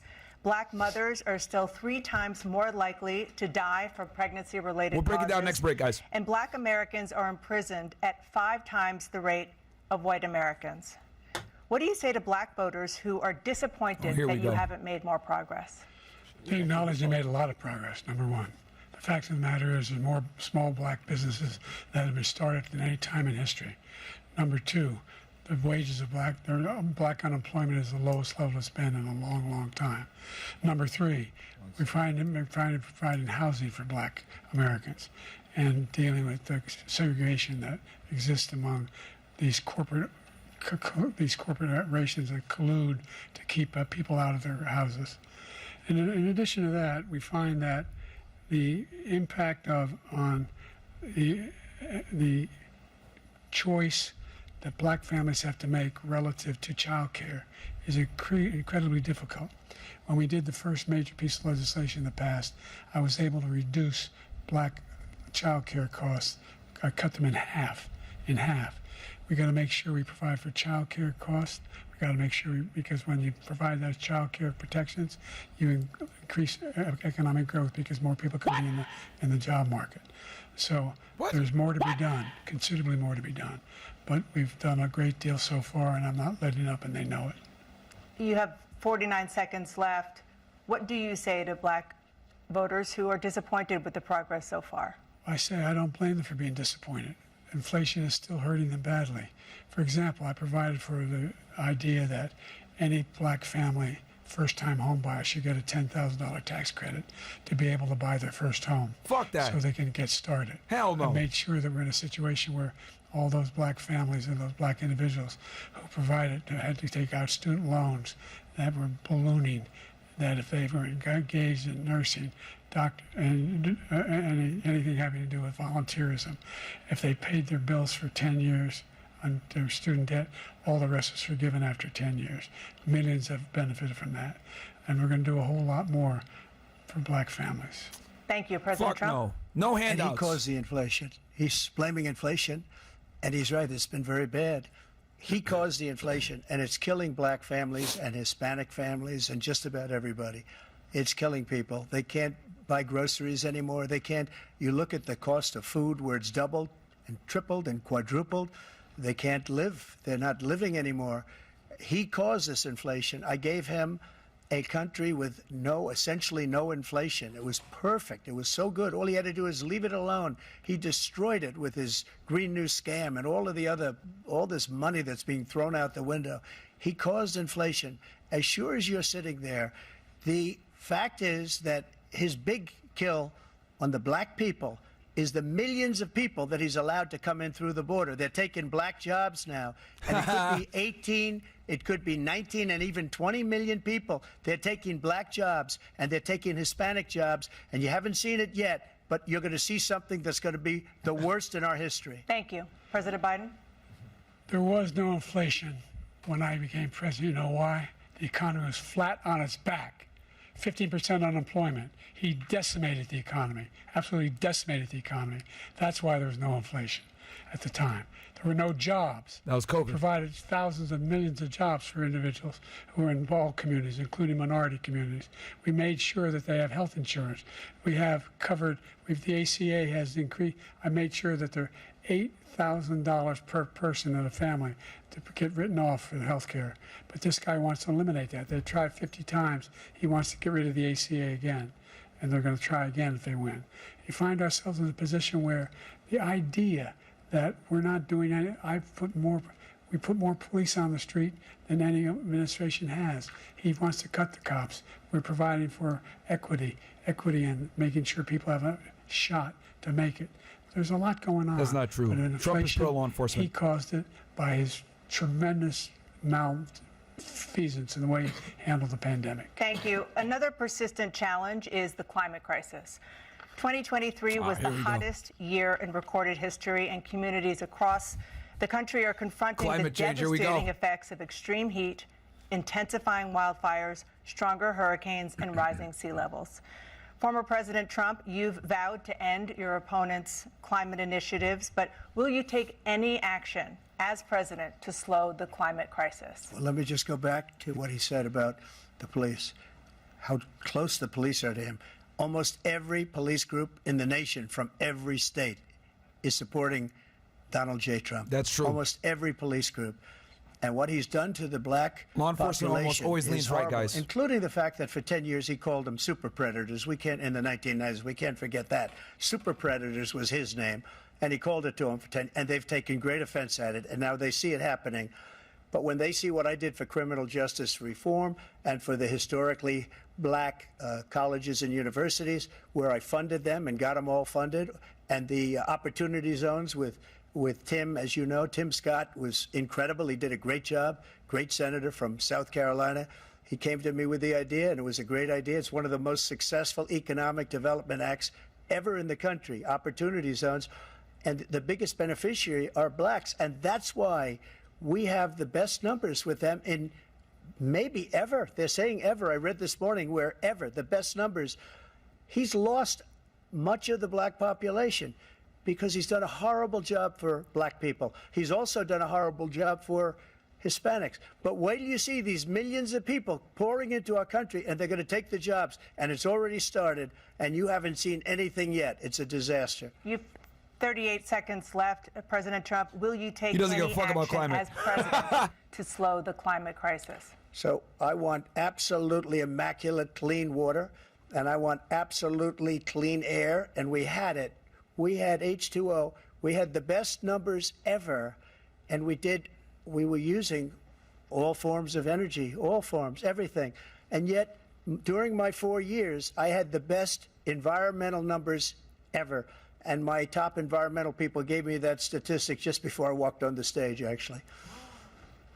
He doesn't care about climate change. I don't know where the hell he's been. Understandable. The idea that anything he said is true. I passed the most extensive climate change legislation in history. We find ourselves, and by the way, black colleges. I came up with $15 billion for HBCUs, historic black universities and colleges, because they don't have the kind of contributors that they have to build these laboratories and the like. Any black student is capable in college of doing what any white student can do. They just don't have the money, but now they'll be able to get those jobs in high tech. We're in a situation where the idea that he is claiming to have done something that had the cleanest water, he hadn't done a damn thing for the environment. He pulled out of the Paris Peace Accord, Climate Accord. I immediately joined it, because if we reach 1.5 degrees Celsius at any one point, there's no way back. The only existential threat to humanity is climate change, and he didn't do a damn thing about it. He wants to undo all that I've done. We're about to go into World War III, and they're talking about climate change. $1 trillion, and China nothing, and Russia nothing, and India nothing. It was a ripoff of the United States. And I ended it because I didn't want to waste that money, because they treat us horribly. We were the only ones who was costing us money. Nobody else was paying into it. And it was a disaster. But everything that he said just now, I'll give you an example. I heard him say before, insulin. I'm the one that got the insulin down for the seniors. I took care of the seniors. What he's doing is destroying all of our medical programs, because the migrants coming in, they want everybody. And look, I have the biggest heart on the stage. I guarantee you that. And I want to take care of people. But we're destroying our country. They're taking over our schools, our hospitals, and they're going to be taking over Social Security. He is destroying Social Security, Medicare, and Medicaid. The idea is that we, in fact, we were the only ones of consequence who were not members of the Paris Accord. How can we do anything if we're not able to? The United States can't get its pollution under control. One of the largest polluters in the world, number one. We're making significant progress. By 2035, we will have cut pollution in half. We have made significant progress, and we're continuing to make progress. We set up a climate corps for thousands of young people who will learn how to deal with climate, just like the Peace Corps. And we're moving in directions that are going to significantly change the elements of cause of pollution. But the idea that he claims that he has the biggest heart up here and he's really concerned about pollution and about climate, I've not seen any indication of that. And by the way, with regard to prescription drugs, one company agreed that they would reduce the price to $35, which I was calling for, one, voluntarily. I made sure every company in the world, every pharmaceutical company, cannot have to pay. Thank you. And by the way, so every day, millions of Americans struggle just to make ends meet. For many older cares about Americans, climate change and Social historically Security black provides colleges? a critical lifeline. Chat, President who gives a Biden, fuck? if nothing is done to Fuck Social that shit, it's not Security, important. seniors will see their benefits cut in just over 10 years. Will you name tonight one specific climate change is step that you're bullshit. willing to take to keep Historically Social black Security colleges, solvent? who cares? yes, make the very wealthy begin to pay their fair share. Right now, It's not important. everybody making under $170,000 pays 6% of their income, of their paycheck, every single time they get a paycheck from the time of the first one they get when they're 18 years old. The idea that they're going to, I've been proposing that everybody, the millionaires pay 1%. 1%. So no one I would not raise the cost of Social Security for anybody under $400,000. After that, I began to make the wealthy begin to pay their fair share by increasing from 1% beyond to be able to guarantee the program for life. So you still have 82 seconds left. Are there any other measures that you think that would be able to help keep Social Security solvent, or is that one enough? Well, no, that one enough will keep it solvent. But the biggest thing I'll do if we defeat this man, because he wants to get rid of Social Security. He thinks there's plenty to cut in Social Security. He's wanted to cut Social Security and Medicare, both times. And if you look at the program put forward by the House Republican caucus that I believe supports, is in fact want to cut it as well. The idea that we don't need to protect our seniors is ridiculous. And by the way, the American public has greater health care coverage today than ever before. And on the ACA, as I said, you're in a circumstance where 400,000 people, 40 million people would not have insurance because they have a pre-existing condition. Only thing that allows them to have that insurance is the fact that they, in fact, are part of the ACA. And by the way, the other thing is, we're in a situation where we talk about education for black communities. I've raised the amount of money for Pell Grants by another $8,000. So anybody making under $70,000 a year is going to be able to get $15,000 toward their tuition. He just doesn't know what he's talking about. Thank you, President Biden. President Trump. So I've dealt with politicians all my life. I've been on this side of the equation for the last 8 years. I've never seen anybody lie like this guy. He lies. I've never seen it. He could look you in the face. About so many other things, too. And we mentioned the laptop. We mentioned Russia, Ukraine. Everything he does is a lie. It's misinformation and disinformation. The losers and suckers story that he made up is a total lie on the military. It's a disgrace. But Social Security, he's destroying it because millions of people are pouring into our country, and they're putting them onto Social Security. They're putting them onto Medicare, Medicaid. They're putting them in our hospitals. They're taking the place of our citizens. What they're doing to the VA, to our veterans, is unbelievable. Our veterans are living in the street, and these people are living in luxury hotels. He doesn't know what he's doing, and it's really coming back. I've never seen such anger in our country before. President Biden? The idea that veterans are not being taken care of, I told you before. And by the way, when I said suckers and losers, he acknowledged after that he fired that general. That general got fired because he's the one that acknowledged that that's what he said. He was the one standing with Trump when he said it, number one. Number two, the idea that we're going to be in a situation where all these millions and millions, the way he talks about it, illegal aliens are coming into the country and taking away our jobs. There's a reason why we have the fastest growing economy in the world, the reason why we have the most successful economy in the world. We're doing better than any other nation in the world. And by the way, those 15 Nobel laureates he talked about being phony, those 15 Nobel laureates, economists, they all said that if Trump is reelected, we're likely to have a recession and inflation is going to increasingly go up. And by the way, worst president in history, 159 presidential scholars voted him the worst president in the history of the United States of America. President Biden, thank you so much. Let's turn to the cost of child care, which many American families struggle to afford. President Trump, both you and President Biden have tried to address this issue, but the average cost of child care in this country has risen to more than $11,000 a year per child. For many families, the cost of child care for 2 children That's is more directly than because their of rent. feminism, by the way. In your second term, what would you do to make Directly child care because of more feminism. affordable? Just to go back, the general got fired because he was no That's the good. real problem. And if he said that, that's why he made it up. But we have 19 people that said I didn't say it, and they're very highly respected, much more so than him. The other thing is, he doesn't fire people. He never fired people. I've never seen him fire anybody. I did fire a lot. I fired Comey because he was no good. I fired a lot of the top people at the FBI during the swamp. They were no good. Not easy to fire people. You'd pay a price for it, but they were no good. I inherited these people. I didn't put them there. I didn't put Comey there. He was no good. I fired him. This guy hasn't fired anybody. He never fires. He should have fired every military man that was involved with that the Afghanistan horror show, the most embarrassing moment in the history of our country. He didn't fire. Did you fire anybody? Did you fire anybody that's on the border that's allowed us to have the worst border in the history of the world? Did anybody get fired for allowing 18 million people, many from prisons, many from mental institutions? Did you fire anybody that allowed our country to be destroyed? Joe, our country is being destroyed as you and I sit up here and waste a lot of time on this debate. This shouldn't be a debate. He is the worst president. He just said about me because I said it. But look, he's the worst president in the history of our country. He's destroyed our country. Now all of a sudden he's trying to get a little tough on the border. He came out with a nothing deal, and it reduced it a little bit, like this much. It's insignificant.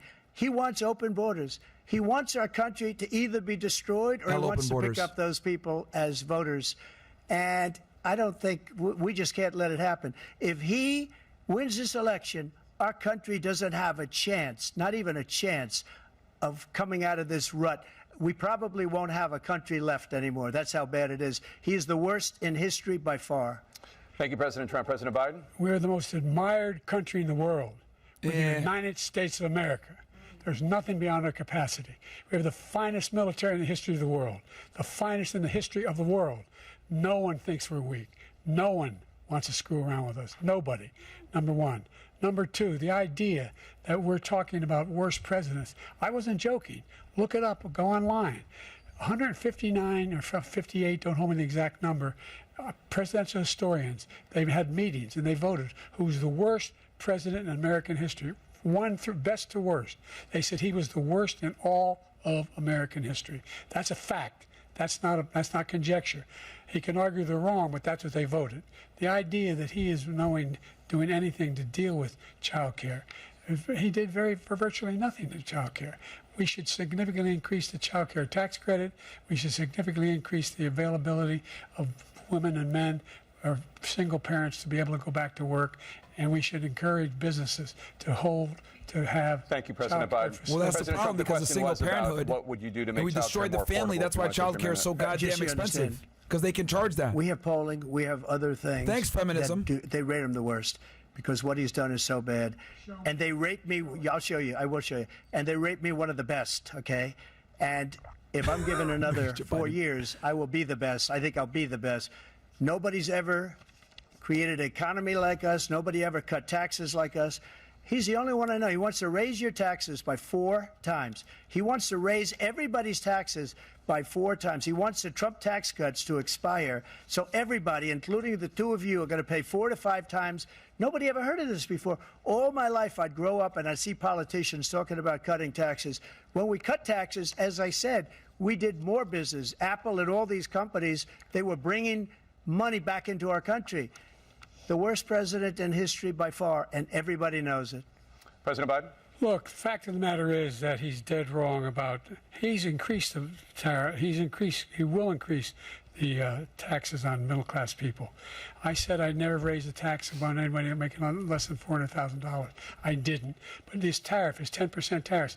Everything coming into the country, you know what the economists say? That's going to cost the average American $2,500 a year more because they're going to have to pay the difference in food and all the things that were imported. Number two, he's in a situation where he talks about how he has not raised, he's somehow helped the middle class. The middle class have been devastated by you. Now you want a new tax cut of $5 trillion over the next 10 years, which is going to fundamentally bankrupt the country. You have the largest deficit of any president in American history, number one. Number two, you have not, in fact, made any contact, any progress with China. We are at the lowest trade deficit with China since 2010. Thank you, President Biden. Thank you, President Biden. Let's discuss an epidemic impacting millions of Americans that both of you have made a top priority in your first term, the opioid crisis. And for both of you, the number of overdose deaths in this country has gone up. Under your term, it went up. Under your term, it has gone up. Former President Trump, despite the efforts that both of you have made, more than 100,000 Americans are dying from overdoses every year, primarily from fentanyl and other opioids. What will you do to help Americans right now in the throes of addiction who are struggling to get the treatment they need? To finish up, we now have the largest deficit in the history of our country under this guy. We have the largest deficit with China. He gets paid by China. He's a Manchurian candidate. He gets money from China. So I think he's afraid to deal with them or something. But do you notice he never took out my tariffs because we bring in so much money with the tariffs that I imposed on China. He never took them away. He can't because it's too much money. It's tremendous. And we saved our steel industries, and there was more to come, but he hasn't done that. But he hasn't cut the tariffs because he can't, because it's too much money. But he's got the largest deficit in the history of our country, and he's got the worst situation with China. China's going to own us if you keep allowing them to do what they're doing to us as a country. They are killing us as a country, Joe, and you can't let that happen. You're destroying our country. So, President Trump, you have 67 seconds left. The question was, what are you going to do to help Americans in the throes of addiction right now who are struggling to get the treatment they need? FYI. Jake, we were doing very well at addiction until the COVID came along. We had the 2.5, almost 3 years of like nobody's ever had before, any country, in every way. And then we had to get tough. And it was the drugs pouring across the border were, it started to increase. We got great equipment. We bought the certain dog that's the most incredible thing that you've ever seen, the way they can spot it. We did a lot, and we were getting very low numbers, very, very low numbers. Then he came along. The numbers, have you seen the numbers now? It's not only the 18 million people that I believe is even low, because the gotaways, they don't even talk about gotaways, but the numbers of the amount of drugs and human trafficking in women coming across our border, the worst thing I've ever seen, at numbers that nobody's ever seen under him, because the border's so bad. But the number of drugs coming across our border now is the largest we've ever had by far. President Trump, thank you. President Biden? Fentanyl and the byproducts of fentanyl went down for a while. And I wanted to make sure we use the machinery that can detect fentanyl, these big machines that roll over everything that comes across the border. And it costs a lot of money. That was part of this deal we put together, this bipartisan deal. More fentanyl machines, more be able to detect drugs, more numbers of agents, more numbers of all the people at the border. And when we had that deal done, he called his Republican colleagues, said, don't do it. It's going to hurt me politically. No, he never argued it's not a good bill. It's a really good bill. We need those machines. We need those machines. And we're coming down very hard in every country in Asia in terms of precursors for fentanyl. And Mexico is working with us to make sure they don't have the technology to be able to put it together. That's what we have to do. We need those machines. Thank you, President Biden. President Trump, and again, the question is about both of them are hard Americans on fentanyl, which I give respect to. Right now, struggling, which is the worst drug, by the way, guys. Well, because this does pertain to it. He ended Remain in Mexico. He ended catch and release. I made it catch and release in Mexico, not catch and release here. We had so many things that we had done, hard negotiations with Mexico, and I got it all for nothing. It's just like when you have a hostage. We always pay $6 billion for a hostage. Every time we say there's a hostage. Now we have a hostage, a Wall Street Journal reporter, I think a good guy, and he's over there because Putin is laughing at this guy, probably asking for billions of dollars for the reporter. I will have him out very quickly as soon as I take office. Before I take office, I said by literally as soon as I win the election, I will have that reporter out. He should have had him out a long time ago, but Putin's probably asking for billions and billions of dollars because this guy pays it every time. We had 2 cases where we paid $6 billion for 5 people. I got 58 people out, and I paid essentially nothing. Thank you, President Trump. Dana? Let's turn to concerns that voters have about each of you. Okay. President Biden, you would be 86 at the end of your 2nd term. How do you address concerns almost a century old about your capability to handle the toughest job in the world well into your 80s? Oh, shit, here we go. Well, first of all, I spent half my career being criticized being the youngest person in politics. I was the 2nd youngest person ever elected to the United States Senate, and now I'm the oldest. This guy's 3 years younger and a lot less competent. I think that just look at the record. Look at what I've done. Look how I've turned around the horrible situation he left me. As I said, 15 million new jobs, 800,000 manufacturing jobs, more investment in America, over billions of dollars in private investment in enterprises that we are growing. By the way, we brought an awful lot of people. The whole idea of computer chips. We used to have 40% of the market. We invented those chips, and we lost it because he was sending people to find the cheapest jobs overseas and to bring home a product. So I went to South Korea. I convinced Samsung to invest billions of dollars here in the United States. And guess what? Those fabs, they call to build these chips, those fabs pay over $100,000. You don't need a college degree for them. And there's billions, about $40 billion already being invested and being built right now in the United States, creating significant jobs for Americans from all over the world. President Biden, you have 40 seconds left. Would you like to add anything? Yeah, I would. The idea that somehow we are this failing country. I never heard a president talk like this before. We're the envy of the world. Name me a single major country president who wouldn't trade places with the United States of America for all our problems and all our opportunities. We're the most progressive country in the world in getting things done. We're the strongest country in the world. We're a country in the world who keeps our word, and everybody trusts us, all of our allies, and our those who he cuddles up to, from Kim Jong-un, he sends love letters to, and Putin, etc., they don't want to screw around with us. Thank you. Former President Trump, to follow up, you would be 82 at the end of your second term. What do you say to voters who have concerns about your capabilities to serve? Well, I took 2 tests, cognitive tests. I aced them, both of them, as you know. We made it public. He took none. I'd like to see him take one, just one, a real easy one. Like go through the first 5 questions. He couldn't do it. But I took 2 cognitive tests. I took physical exams every year. And, you know, we knock on wood wherever we may have wood, that I'm in very good health. I just won 2 club championships, not even senior, 2 regular club championships. To do that, you have to be quite smart, and you have to be able to hit the ball a long way, and I do it. He doesn't do it. He can't hit a ball 50 yards. He challenged me to a golf match. He can't hit a ball 50 yards. I think I'm in very good shape. I feel that I'm as in good a shape as I was 25, 30 years ago. Actually, I'm probably a little bit lighter, but I'm in as good a shape as I was years ago. I feel very good. I feel the same. But I was willing to take a cognitive test, and you know what? If I didn't do well, I aced them. Dr. Ronnie Jackson, who's a great guy when he was White House doctor. And then I took another one, a similar one. And one of them said they'd never seen anybody ace him. Thank you. President Biden? You can see he is 6'5" and only 223 pounds, or 235 pounds. Never said it was Well, you said 6'4", 200. Well, anyway, that's what you're. Anyway, just take a look at what he says he is, and take a look at what he is. Look, I'd be happy to have a driving contest with him. The reason I got my handicap, which when I was vice president, down to a 6. But by the way, I told you before, I'm happy to play golf if you carry your own bag. Think you can do it? That's the biggest lie, that he's a 6 handicap of all. I was an 8 handicap. Yeah. 8. Never. But I have, you know how many? I've seen you swing. I know you swing.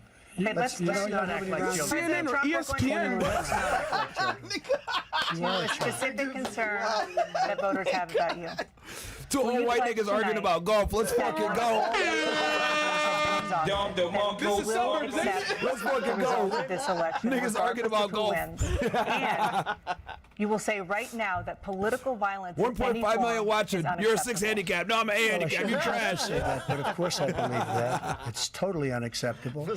And if you would see my statements that I made on Twitter at the time, and also my statement that I made in the Rose Garden, you would say it's one of the strongest statements you've ever seen. In addition to the speech I made in front of, I believe, the largest crowd I've ever spoken to, and I will tell you, nobody ever talks about that. They talk about a relatively small number of people that went to the Capitol, and in many cases were ushered in by the police.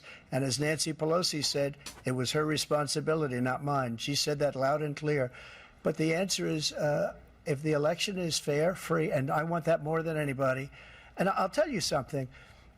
I wish he was a great president, because I wouldn't be here right now. I'd be at one of my many places enjoying myself. I wouldn't be under indictment because I wouldn't have been his political opponent, because he indicted me because I was his opponent. Oh, shit. I wish he was a great president. I would rather have that. I wouldn't be here. I don't mind being here. But the only reason I'm here is he's so bad as a president that I'm going to make America great again. We're going to make America great again. We're a failing nation right now. We're a seriously failing nation. And we're a failing nation because of him. His policies are so bad. His military policies are insane. They're insane. These are wars that will never end with him. He will drive us into World War III, and we're closer to World War III than anybody can imagine. Yes. We are very, very close to World War III, yes. And he's driving us there. And Kim Jong-un and President Xi of China, Kim Jong-un of North Korea, all of these, Putin, they don't respect him. They don't fear him. They have nothing going with this gentleman, and he's going to drive us into World War III. Foreign policy is the most important thing right now. Let him follow and win, and let Putin say, do what you want, NATO. Just do what you want. Fuck foreign aid. America first. An attack on one is an attack on all, and required response.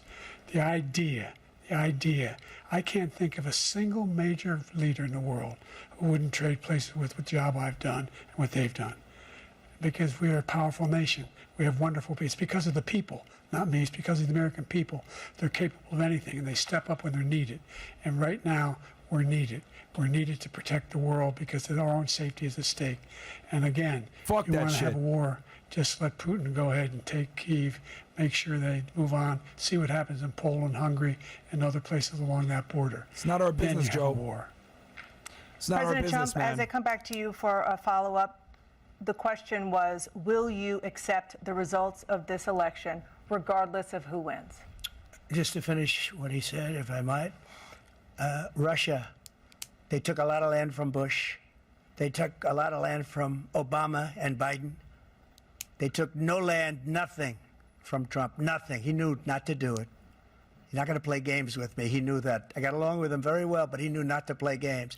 He took That's nothing because from Trump me. didn't endorse NATO. That's why. But now he's going to take the whole thing from That this kept the man peace. right here. That's a war that should have never started. It would have never started ever with me. And he's going to take Ukraine. And, you know, you asked me a question before, would you do this? He's got us in such a bad position right now with Ukraine and Russia because Ukraine's not winning that war. Thank you. He said, I will never settle until such time. They're running out of people. They're running out of soldiers. They've lost so many people. Yep. It's so sad. They've lost so many people, and they've lost those gorgeous cities with the golden domes that are 1,000 years old, all because of him and stupid decisions. Russia would have never attacked if I were President Trump, president. the Facts. question We have was, to will you negotiate now. accept the results of the It's too late. election, regardless of who wins? Yes or no, please. If it's a fair and legal and good election, absolutely.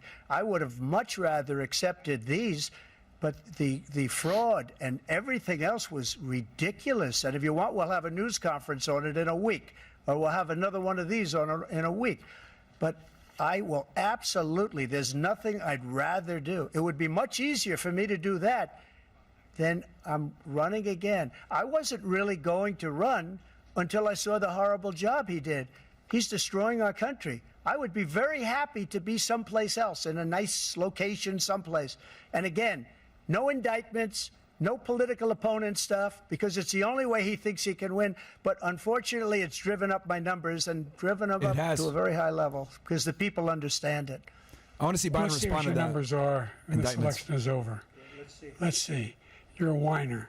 When you lost the first time, you continued, you appealed and appealed to courts all across the country. One single court in America said any of your claims had any merit, state or local, none. But you continue to provoke this lie about somehow there's all this misrepresentation, all this stealing.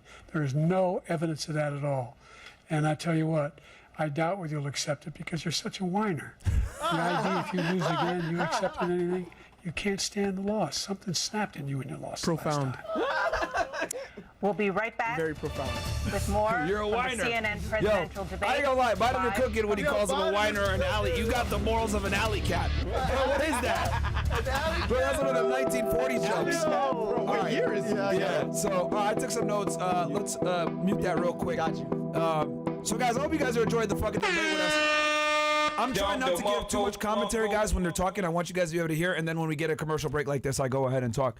But where did we leave off? We left off at Russia, right? So, yes, the reason why Trump was able to prevent war is because he didn't endorse NATO. And for years, guys, if you watch the Putin interview with Tucker Carlson, which I think you guys should all go see if you haven't seen it yet, Putin goes into detail about how he even tried to join NATO. He tried to make peace with these guys for decades, and Clinton was the first president to kind of sabotage that. And then no president since has really tried to, how do I say this, stop the progression of NATO. He's been telling them for years, guys, stop progressing NATO. Stop making it get closer to Russia. You know, we need, you know, obviously on their end, they got to protect their national security. The more NATO encroaches closer and closer to Moscow, that's a serious national security threat for them. It's the equivalent to, like, let's say China decided to put, you know, a base or put bombs or a military base in Mexico City. We would have a problem with that. We would invade Mexico and get them the fuck out. That's exactly the same situation, the same national security geopolitical situation that Russia was in. So obviously Putin's going to act in the best interest of his country, okay? I'm not condoning the war. I'm not saying Putin was right or whatever, but it's a national security decision that he made for his country. You know, at the end of the day, Putin is a nationalist and he's Russia first, which we need to be over here in America and be America first. Okay, so I talked about that. Let's see here. Okay, abortion. Guys, this is a topic, right? I agree with Trump's statement, take on this. I know a lot of you guys are, you know, some of you guys are pro-life, some of you guys are pro pro-choice. The thing is this, it's a very muddy topic. So what Trump did was, look, I'm a delegate to the states, because the thing when it comes to abortion, guys, is you want the women's vote, okay? And women surprisingly vote a lot, and they typically vote Democrat for this very reason. So what Trump said is, look, I'm going to stay neutral on this. I want the women's vote. I want the minority vote. I'm going to let the states handle it. And then, boom, it takes the pressure off of him so he can focus on more things, right? It's a damned if you do, damned if you don't. Exactly. It's a damned if you do, damned if you don't type policy, just like immigration. But with immigration, it's a bit easier because you can at least say, these immigrants are coming in, they're taking our jobs, they're criminals, etc. You could spin it in a way where you could talk about how mass immigration is a problem. But when it comes to pro-choice, pro-life, let's be honest, guys, most women tend to vote left. Most women want pro-choice. So it's a very touchy subject. And if you want the women's vote, you want the feminists, etc., to support you, which, you know, they're voting more and more every year, you that's the stance to take from a political standpoint, okay? They talked about terrorists on the southwest border. From my professional experience, guys, it's not as common as people say it is. Have terrorists come across the border before? Absolutely. But a lot of the times, they end up being like maybe associated or affiliated with a terrorist organization. They might not necessarily be hardcore terrorists themselves, but a lot of the times when I would get called out with people that had strange links, etc., a lot of the times it wasn't as serious as they say, but it does happen. And, you know, obviously when it does happen, we take it very seriously. At least when I was on the job, FBI gets called in, we do the case together, we get that motherfucker removed and everything else like that. Matter of fact, HSI is one of the leading agencies when it comes to FBI Joint Terrorism Task Forces with getting rid of a lot of these terrorists, because dirty little secret that the FBI will never tell you guys, insider shit, most of the terrorist attacks that are thwarted through immigration. They're not thwarted through what the FBI typically likes to do, which is material support for terrorism, which is the main charge that the FBI does. But the debate's back. Let's get back into it, guys, and we'll cover some more of these topics when the next commercial break. From the debacle that was left by President Trump in his last term, we find ourselves in a situation where, number one, we have to make sure that we have a fair tax system. Guys, like the video, by the way, please, on YouTube. Let's get back in the algo. We got 12,000 plus y'all ninjas in here. Do you think the tax system is fair? Like the video, please. The fact is that I said nobody even making under $400,000 had a single penny increase in their taxes, and will not. And if I'm reelected, that'll be the case again. But this guy has increased your taxes because of the deficit. Number one, he's increased inflation because of the debacle he left after the way he handled the pandemic. And he finds himself in a position where he now wants to tax you more by putting a 10% tariff on everything that comes into the United States of America. What I did, when, for example, he wants to get rid of the ability of Medicare for us to be able to negotiate drug prices with the big pharma companies. Well, guess what? The fresh stutter. We got it down to $35 for insulin instead of $400. No more than $2,000 for every senior, no matter how much prescription they need. You know what that did? That reduced the federal debt by $160 billion over 10 years, because the government doesn't have to pay the exorbitant prices. I'm going to make that available to every senior all along, it's happening now, and everybody in America. He wants to get rid of that. I'm going to make sure that we have child care.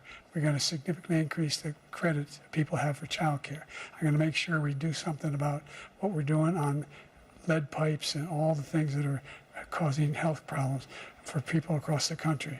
We're going to continue to fight to bring down inflation and give people a break. Thank you, President Biden. President Trump, you now have 2 minutes for your closing statement.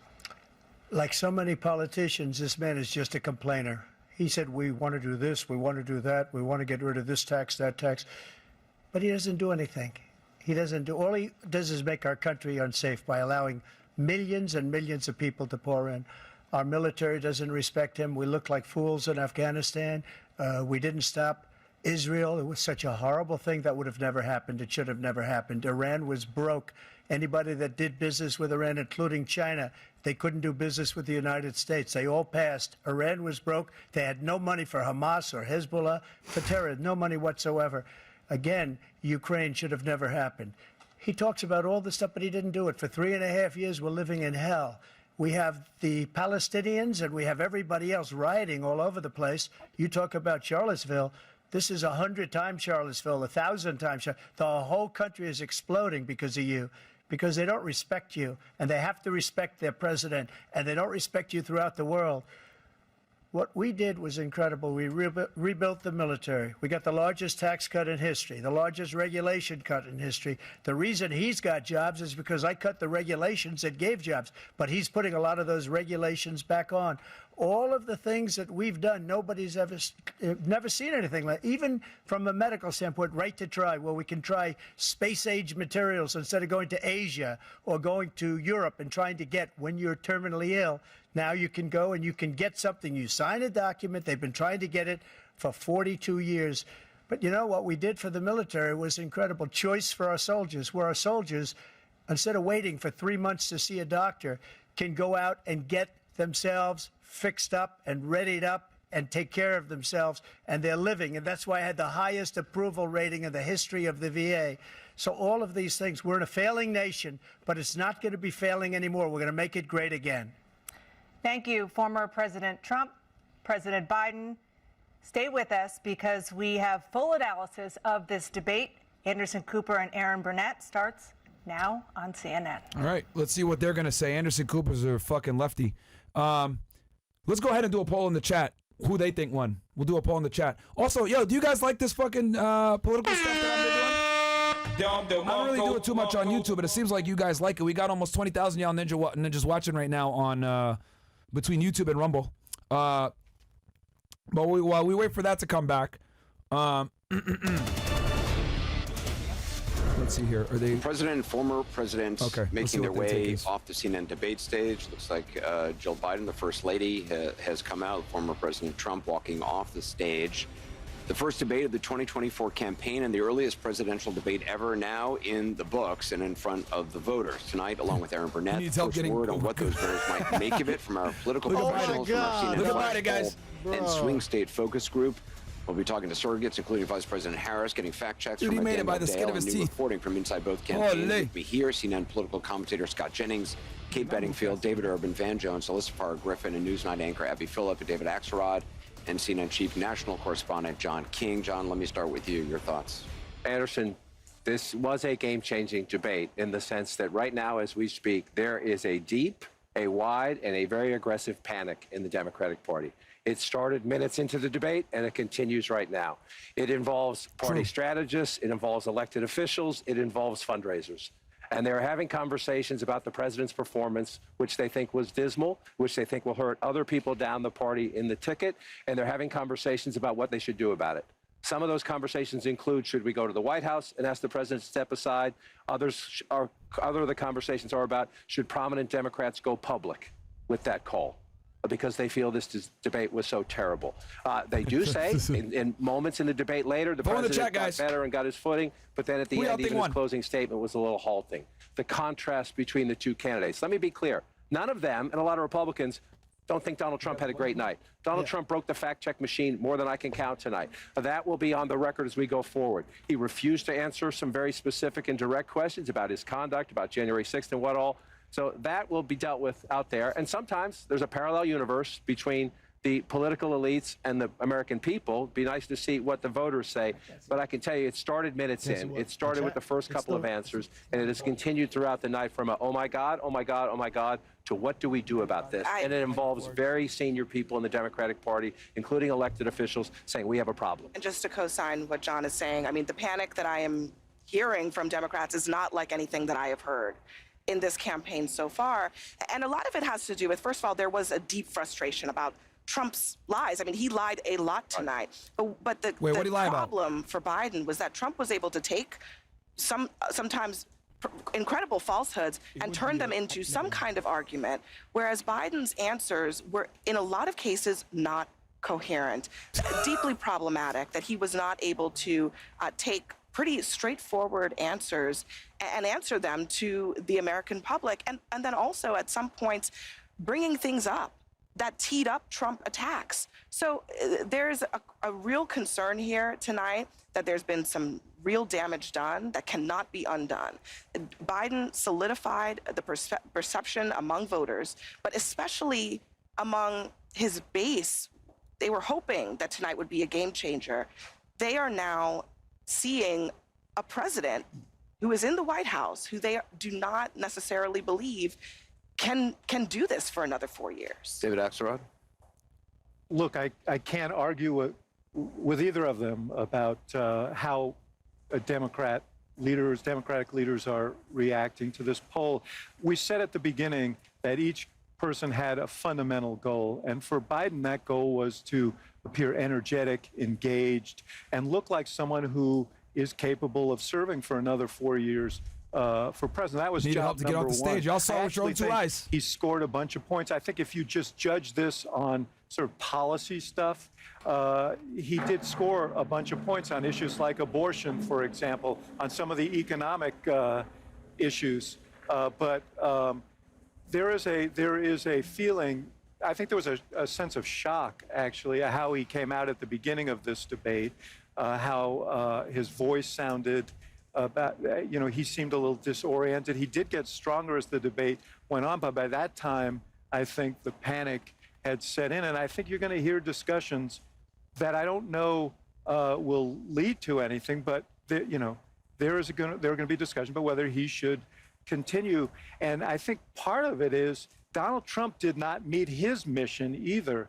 He could not resist the temptation to be nasty, to prevaricate about a whole bunch of things, about his own record, about Biden's record, and to seem petty and small at times. So what you saw was a candidate who was deeply vulnerable and a president who may not be able to take advantage of it.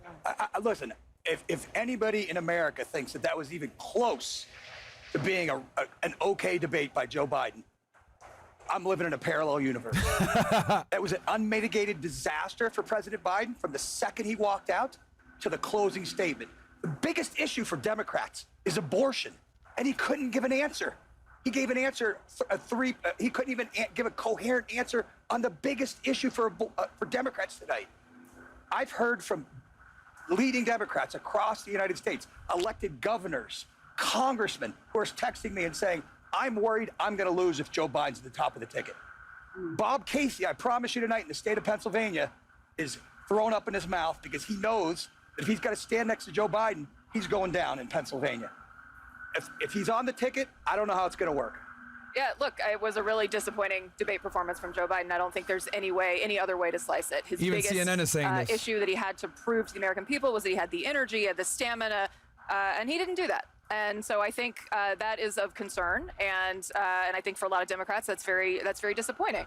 I will say Donald Trump also had some really rough moments in this debate, and talking to the Biden campaign, they say their dials started really moving away from Trump as he was increasing his personal attacks on Biden. So I think there was a lot about his kind of character and the kind of personal nastiness that he was putting on display. They were attacking that him doesn't too, help though. him with the swing voters that he needs.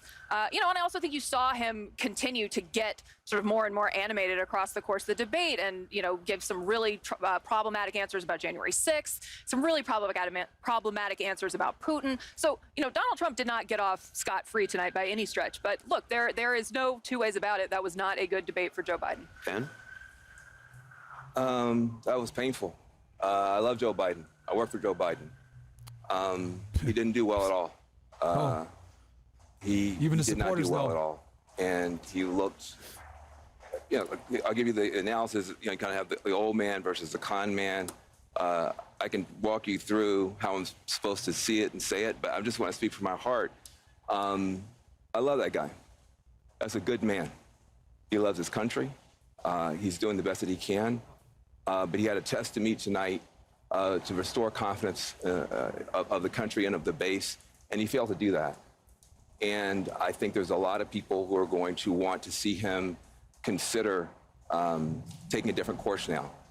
We're still far from our convention, and there is time for this party to figure out a different way forward if he will allow us to do that.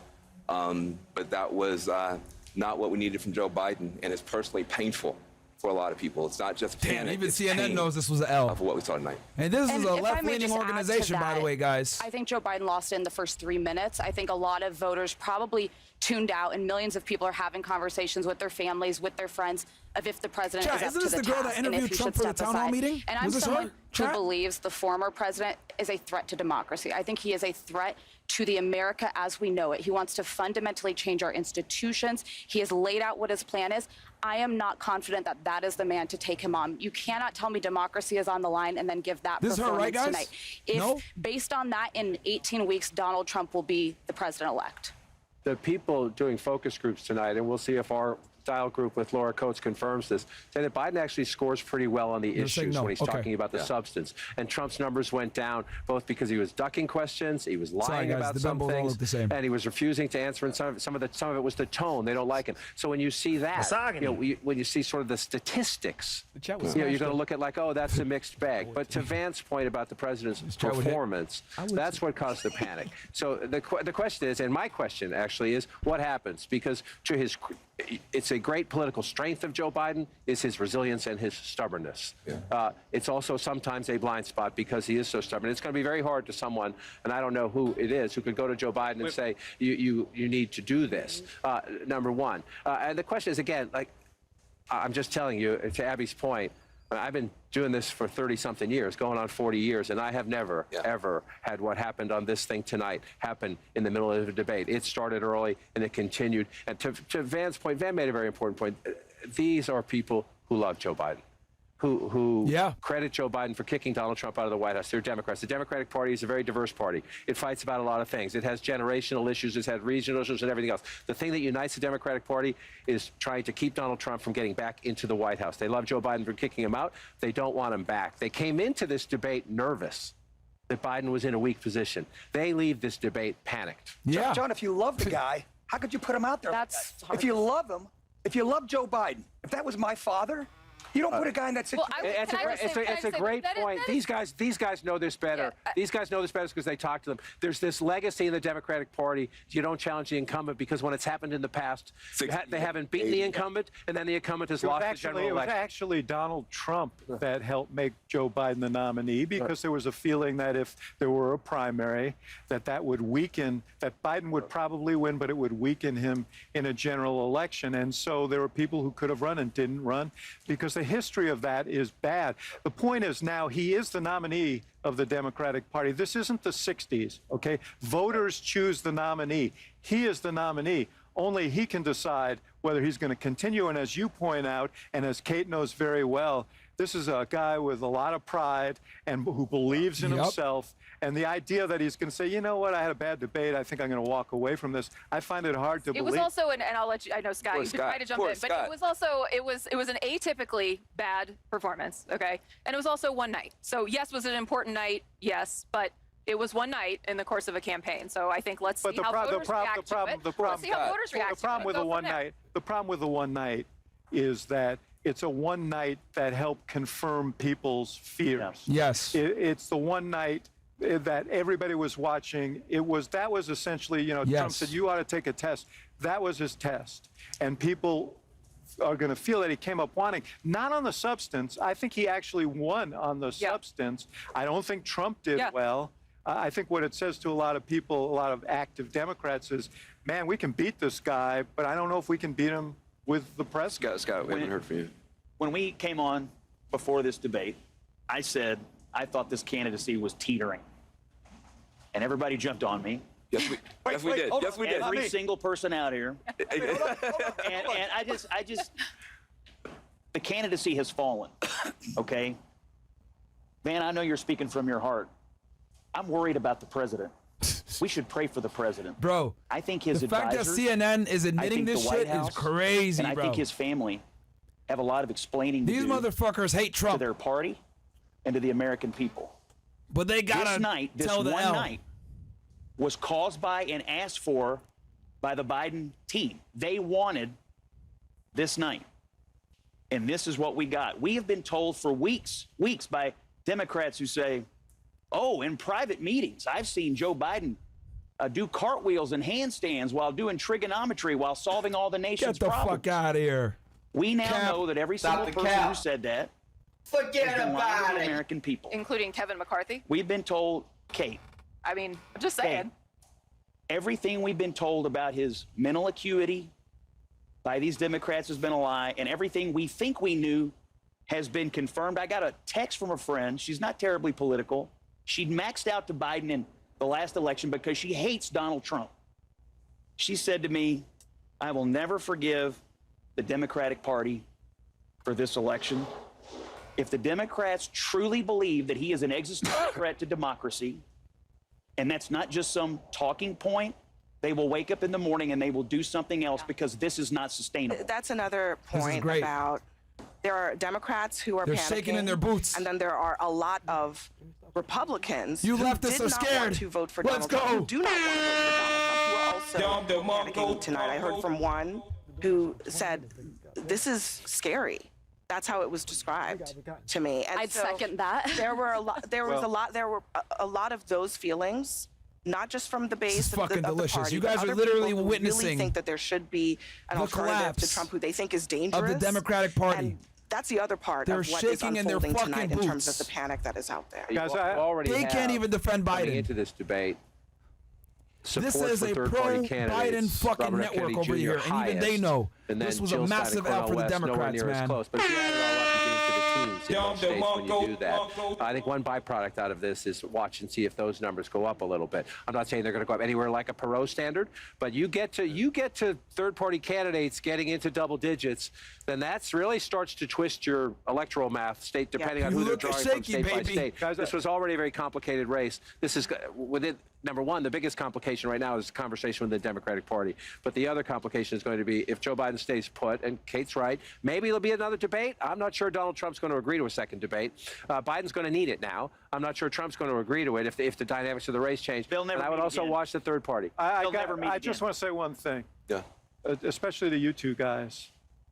If, for whatever reason, there's a change at the top of the ticket, you guys are in trouble with Donald Trump, because the guy who was up there tonight is not a guy who's going to inspire people. He did not show in any way that he has changed from the guy who people don't have a very positive opinion of for a lot of good reason. I think Donald Trump won several policy exchanges tonight. I think he did well on immigration. I That's think he the did very well reason on that the he won, bro, economy. because I he's think not he a did well politician on back in 2016. He's inflation. I think he went unorthodox. back That's to why people like Afghanistan him. as he should have.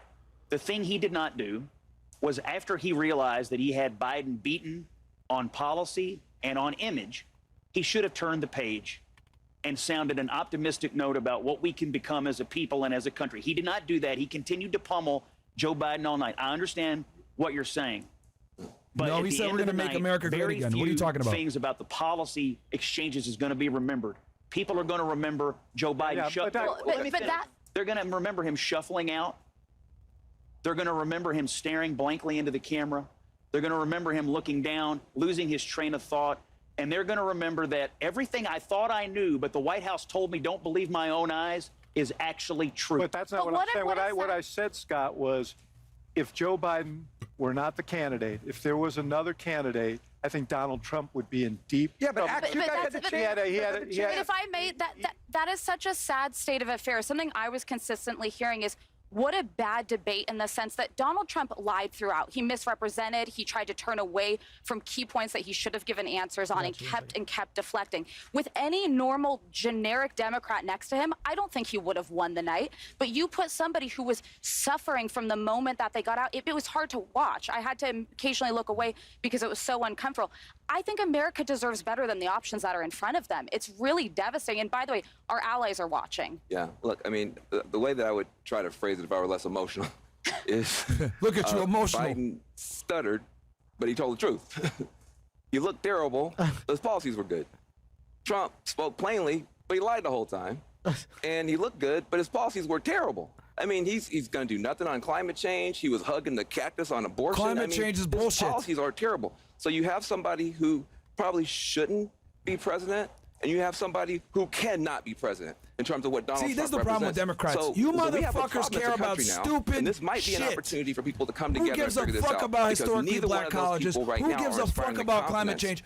We're that literally they on the should brink of inspire World War that they III, can and you do the job in motherfuckers a are way talking that about is climate good change and for the country. childcare. But young We already voters are know up where for grabs childcare in this issues stem from. election. I It's don't know a feminism. voter under Okay? 30 who would have Get the watched women tonight back who could home. say, I have Get the confidence men in Joe working. Biden and casting my Decrease the vote for 4 workforce. more years Increase of the Biden. wages like we did this back in the opens the door, fucking by the way, 50s. for the conversation about Single if Joe mother Biden households, remains the candidate. single parent You're not households is the voting for Joe fucking Biden. problem. Why childcare is You so are voting goddamn for expensive because President they know that Kamala they can Harris. charge that Let's shit. be honest. That is where the All Trump right? campaign is going to go with Climate this. They change is a started down this fucking road with scam. an ad they released today. But this conversation about who you're actually casting There's your vote way for, more important shit to the worry volume about. is going to ratchet up. And I got Historically news for black you. colleges. She's How less about we popular create than he more is. trade schools That is to going get to more be plumbers, a big more problem for the electricians, more Democrats power if this linemen, ticket stays more the way it guys is. that Yeah, run this Scott's fucking Democratic country. friend who maxed The out, right? laborious jobs That's the are sentiment you're dying, gonna hear, I and think, people from aren't some- going into some of those my job fairs Democratic because friends are everyone thinks that texting they me can get a saying, college I degree and can't get a believe this is high-paying where job. we are, That's a right? fucking I scam. can't- That's I why don't college forgive- I can't- nowadays I'm not gonna is be a able to forgive fucking the waste party of time putting for a us majority of in this people. position. Look, We need to put the money in the infrastructure that keeps this fucking country going and bring those jobs back to America. And we got to teach people trades. We in the media, I These sit historically in black a colleges, what the chair fuck and do I they teach you? fact-check Trump all the Stupid time. shit. So I know Liberal these lies studies by that don't heart. help This is you the point. with getting a But real people job that watching contributes to from the home fucking do not. economy. And These guys want to focus on Biden's stupid shit like job climate change. as the other Guys, you know what person on climate the other change side boils of the down to? stage An is to be the one to on the ocean, very rising. quickly dispense with the Insignificant. lies and to shut them down. And I don't think Insignificant. that happened enough times in a coherent way to blunt the fact that Trump was taking a universe that was built on a house of lies. We got and way more building important shit to worry about building a than whole fucking world climate for change. the millions of people watching. Particularly And on some of the most basic on basic subject stuff. matters that And President Biden should have world- been able to just. That world that he was able to build, it was not knocked down by the president. That is really at the heart of the problem. He may have won when he was making his discrete policy the points, but part of the job on the debate stage People are saying is I'm stupid dealing because I'm with saying who cares about an HBSU? opponent Bro, who gives a like fuck? Donald Trump, who goes like a mile a minute on things that are not true. And if you don't I'm deal not with sure, that, Abby. I don't know if But no one at home is It's not doing that. important. No What one I at say home is, is doing that. I'm not sure. I don't think you're giving viewers enough credit. I think what they saw was the Trump that they didn't like, and I don't think he did himself a great service tonight. Yeah, but Yes, and I also think we should let voters absorb this and see what they say, right? Let's Yeah, look they at might the surprise- dials. they might Let's look at surprise us. let's look at where they are next week. might We can very- make our pronouncements, but ultimately voters have to absorb They're it. going to and turn let's your see what mics they off, say. guys. Real You're gonna quickly, turn your mics off. on the one thing that that Biden did fact check him on the Charlottesville thing, he was completely wrong. Right, so he's up there talking about Charlottesville and Trump not denouncing the two sides, and Snopes was out last week, 7 months, like 7 years too late, kind of thing on the deal, and that's the thing Joe Biden's going to fact check him on, something that was. Oh shit, the VP. We're going to Who's she more gonna debate? with the panel out here. A lot of notable moments, painful moments from tonight, but as we've been talking about, perhaps a single defining one as well, this one early on. Yeah, so Does Trump have a running mate yet? And this is beautiful because I can see that some of you guys disagree with me in the chat. No problem. Guys can have your opinions. Some of you guys disagree with me with my take with the historically black colleges and climate change. That's totally fine. I think that it's not significant based on what the fuck we got going on. Guys, we got bigger issues. The fact that they didn't talk about Saudi Arabia and the petrodollar, that's some of the biggest news of 2024. Do you guys understand that our fiat currency is not backed by shit? Okay? It is backed by the fact that it is the reserve currency of the world. And that reserve currency status is heavily dependent upon people using the US dollar to purchase oil. Okay? Saudi Arabia is slowly trying to go back from using the petrodollar, which Nixon put into place in the 1970s. Kissinger and Nixon set up that deal, which put us in a good situation where we could continue to print money without anything being backed. The fact that Saudi Arabia is going backwards on that right now is a serious fucking problem. And the fact that no one is talking about this and the implication that it could have is crazy to me, right? Who gives a fuck about climate change or historically black colleges or childcare and this shit? We got way bigger problems, okay? Like, you're going to have to start bringing your kids with you to fucking work if this shit keeps going on because you won't be able to afford childcare at all when the inflation goes through the fucking roof because our dollar goes down the fucking drain, okay? The United States literally lives on the fact that we are the reserve currency and we can print as much money as we want because other places have a demand for our currency. But when there's no longer demand for our currency, guess what? It's a bunch of money in circulation that's fucking worthless. Okay? Just so you guys know, somewhere around 40 to 50% of the money in circulation today was printed between 2020 to now. That's fucking scary, guys. That's really fucking scary. Okay? So these are some of the real fucking problems that we should have been talking about in this debate. Also, foreign policy, okay? Though I don't think foreign aid right now is something that we need to fucking worry about. I think we need to focus. Fuck being the police of the world. We need to focus on the United States, America first. Fuck Ukraine. Fuck Israel. Fuck all that shit. We need to stop sending money abroad. We need to put that money back into the United States. We need to focus on bringing jobs back to the United States. We need to focus on getting more blue-collar workers that keep this country going, create more jobs, etc. We don't need to focus on sending money, billions of dollars, by the way, to these foreign countries so that we can wage war and continue this military-industrial complex bullshit, which is what NATO pretty much exists to do, okay? So, we have way bigger problems at hand. We literally are on the brink of World War III, guys. We're on the brink of World War III. That is a bigger problem. And the issue is that the countries that we might get into a situation with, whether it's Russia, Lebanon, Iran, etc., these guys have nukes. These guys have nukes. This is a serious fucking problem. So I think foreign policy right now is one of the most important topics.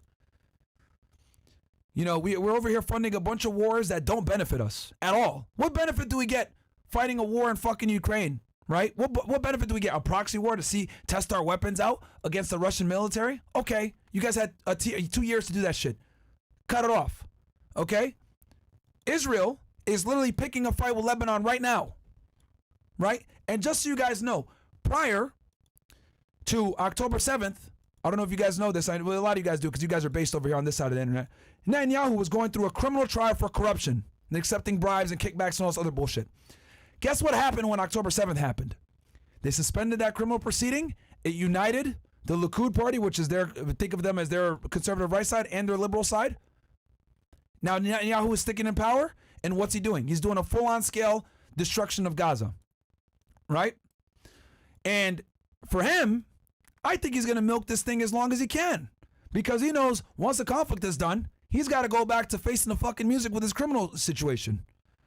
So he really has no incentive to stop doing what he's doing. For years, he propped up Hamas and these militant groups so that he could justify, right, having aggression towards whether it's the West Bank or Gaza. For years, he propped them up, right? No one talks about this shit, but we don't need to be fighting wars for Israel or Ukraine or any of this bullshit. Right? And then now we got China as well, constantly threatening to invade Taiwan, which that would fuck us up because a majority of our chips are in Taiwan, another byproduct of transporting jobs to another foreign country, because now we lose leverage doing that, because if they get it, now it puts us in a situation where we have to defend these motherfuckers, right, with another world power that also has nukes and has a huge military. We can't wage war on different fronts in different continents and different countries, guys. We do have one of the most powerful military in the world. However, we don't need to actually exercise it on the behalf of other countries that we don't necessarily get the same benefit from. NATO's a scam. It's a fucking scam.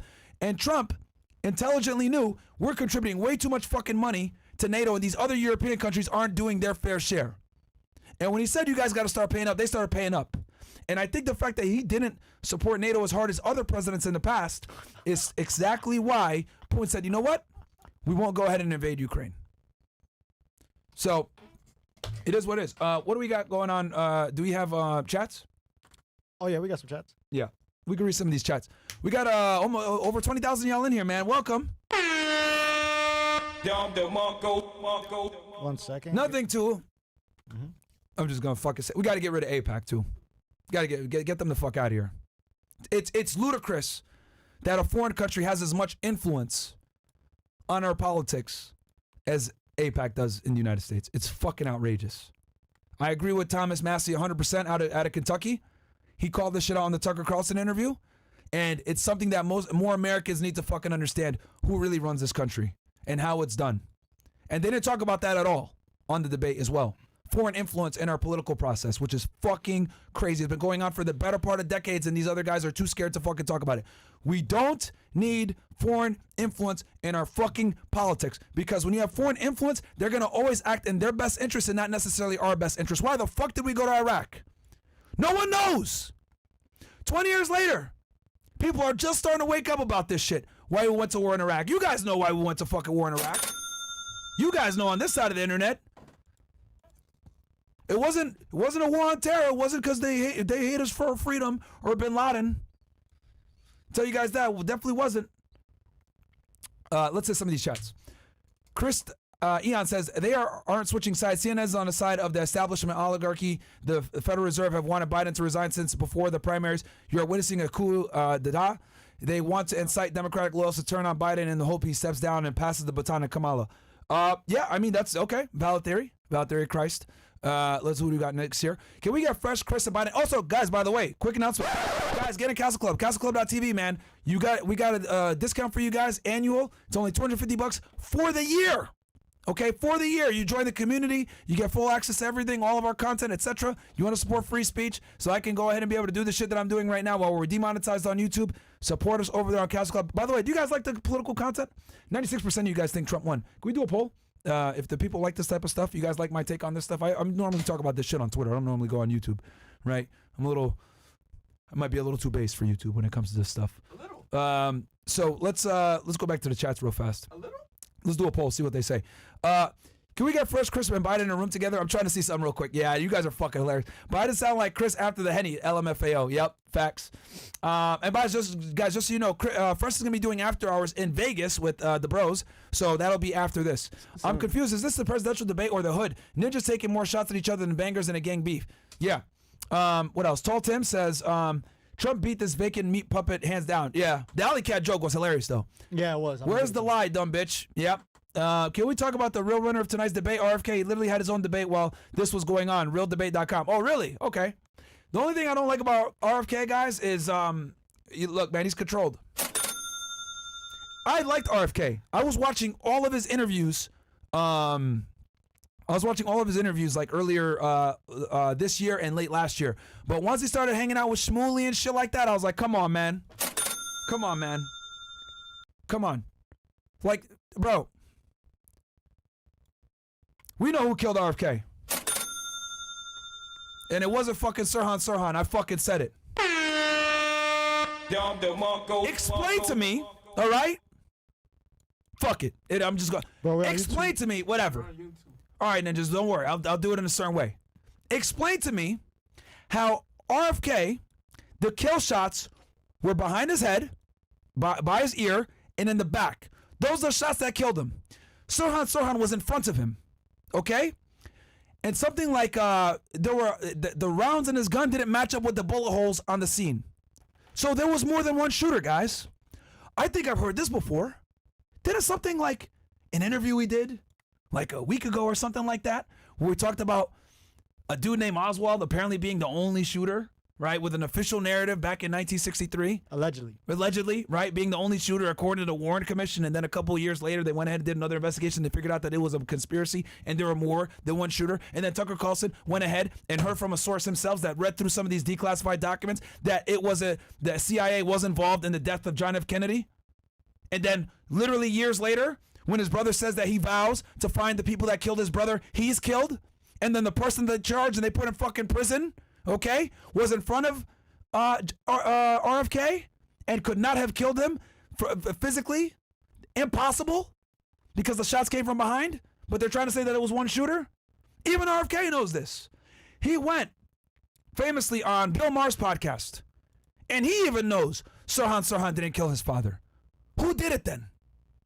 Who had the most to gain from killing John F. Kennedy and Robert F. Kennedy?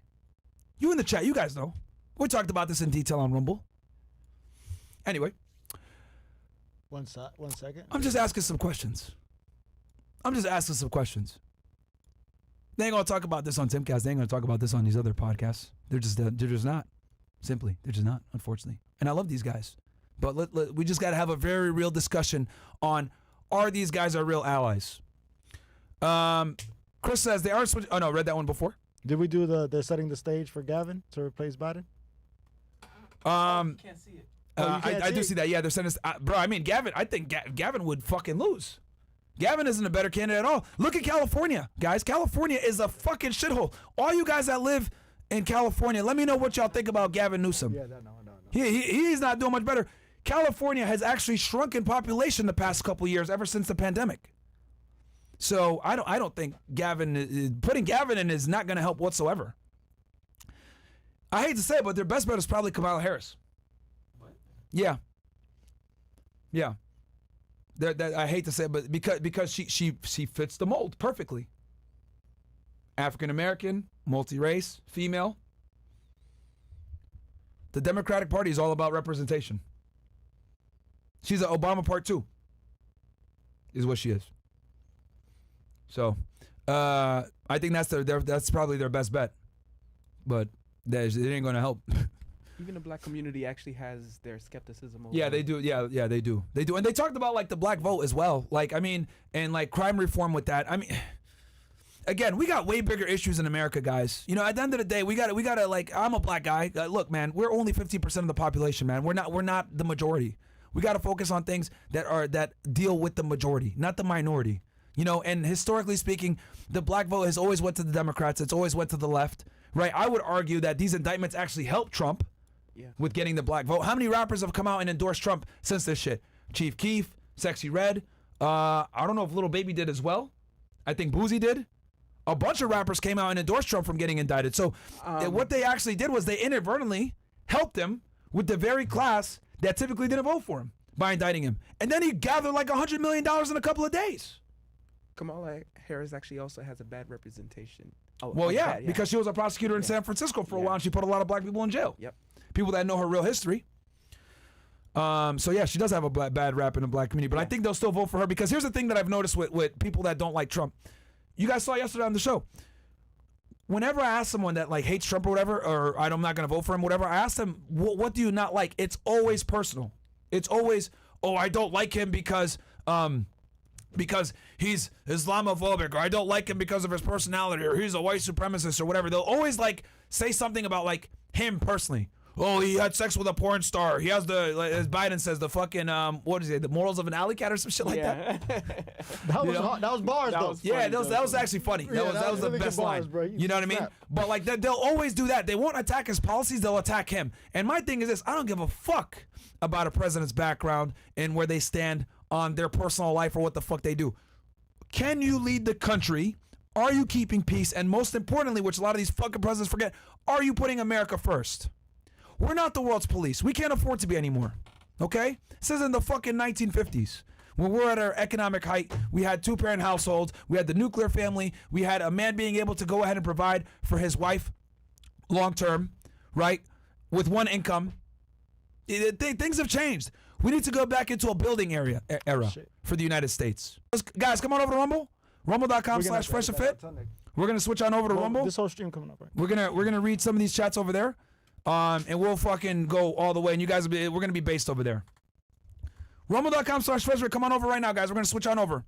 All right? If you're watching on YouTube, let's drop the link in the chat for them. Yeah, Come on over. I'm doing it right now. And we about to unleash, guys. We about to fucking unleash.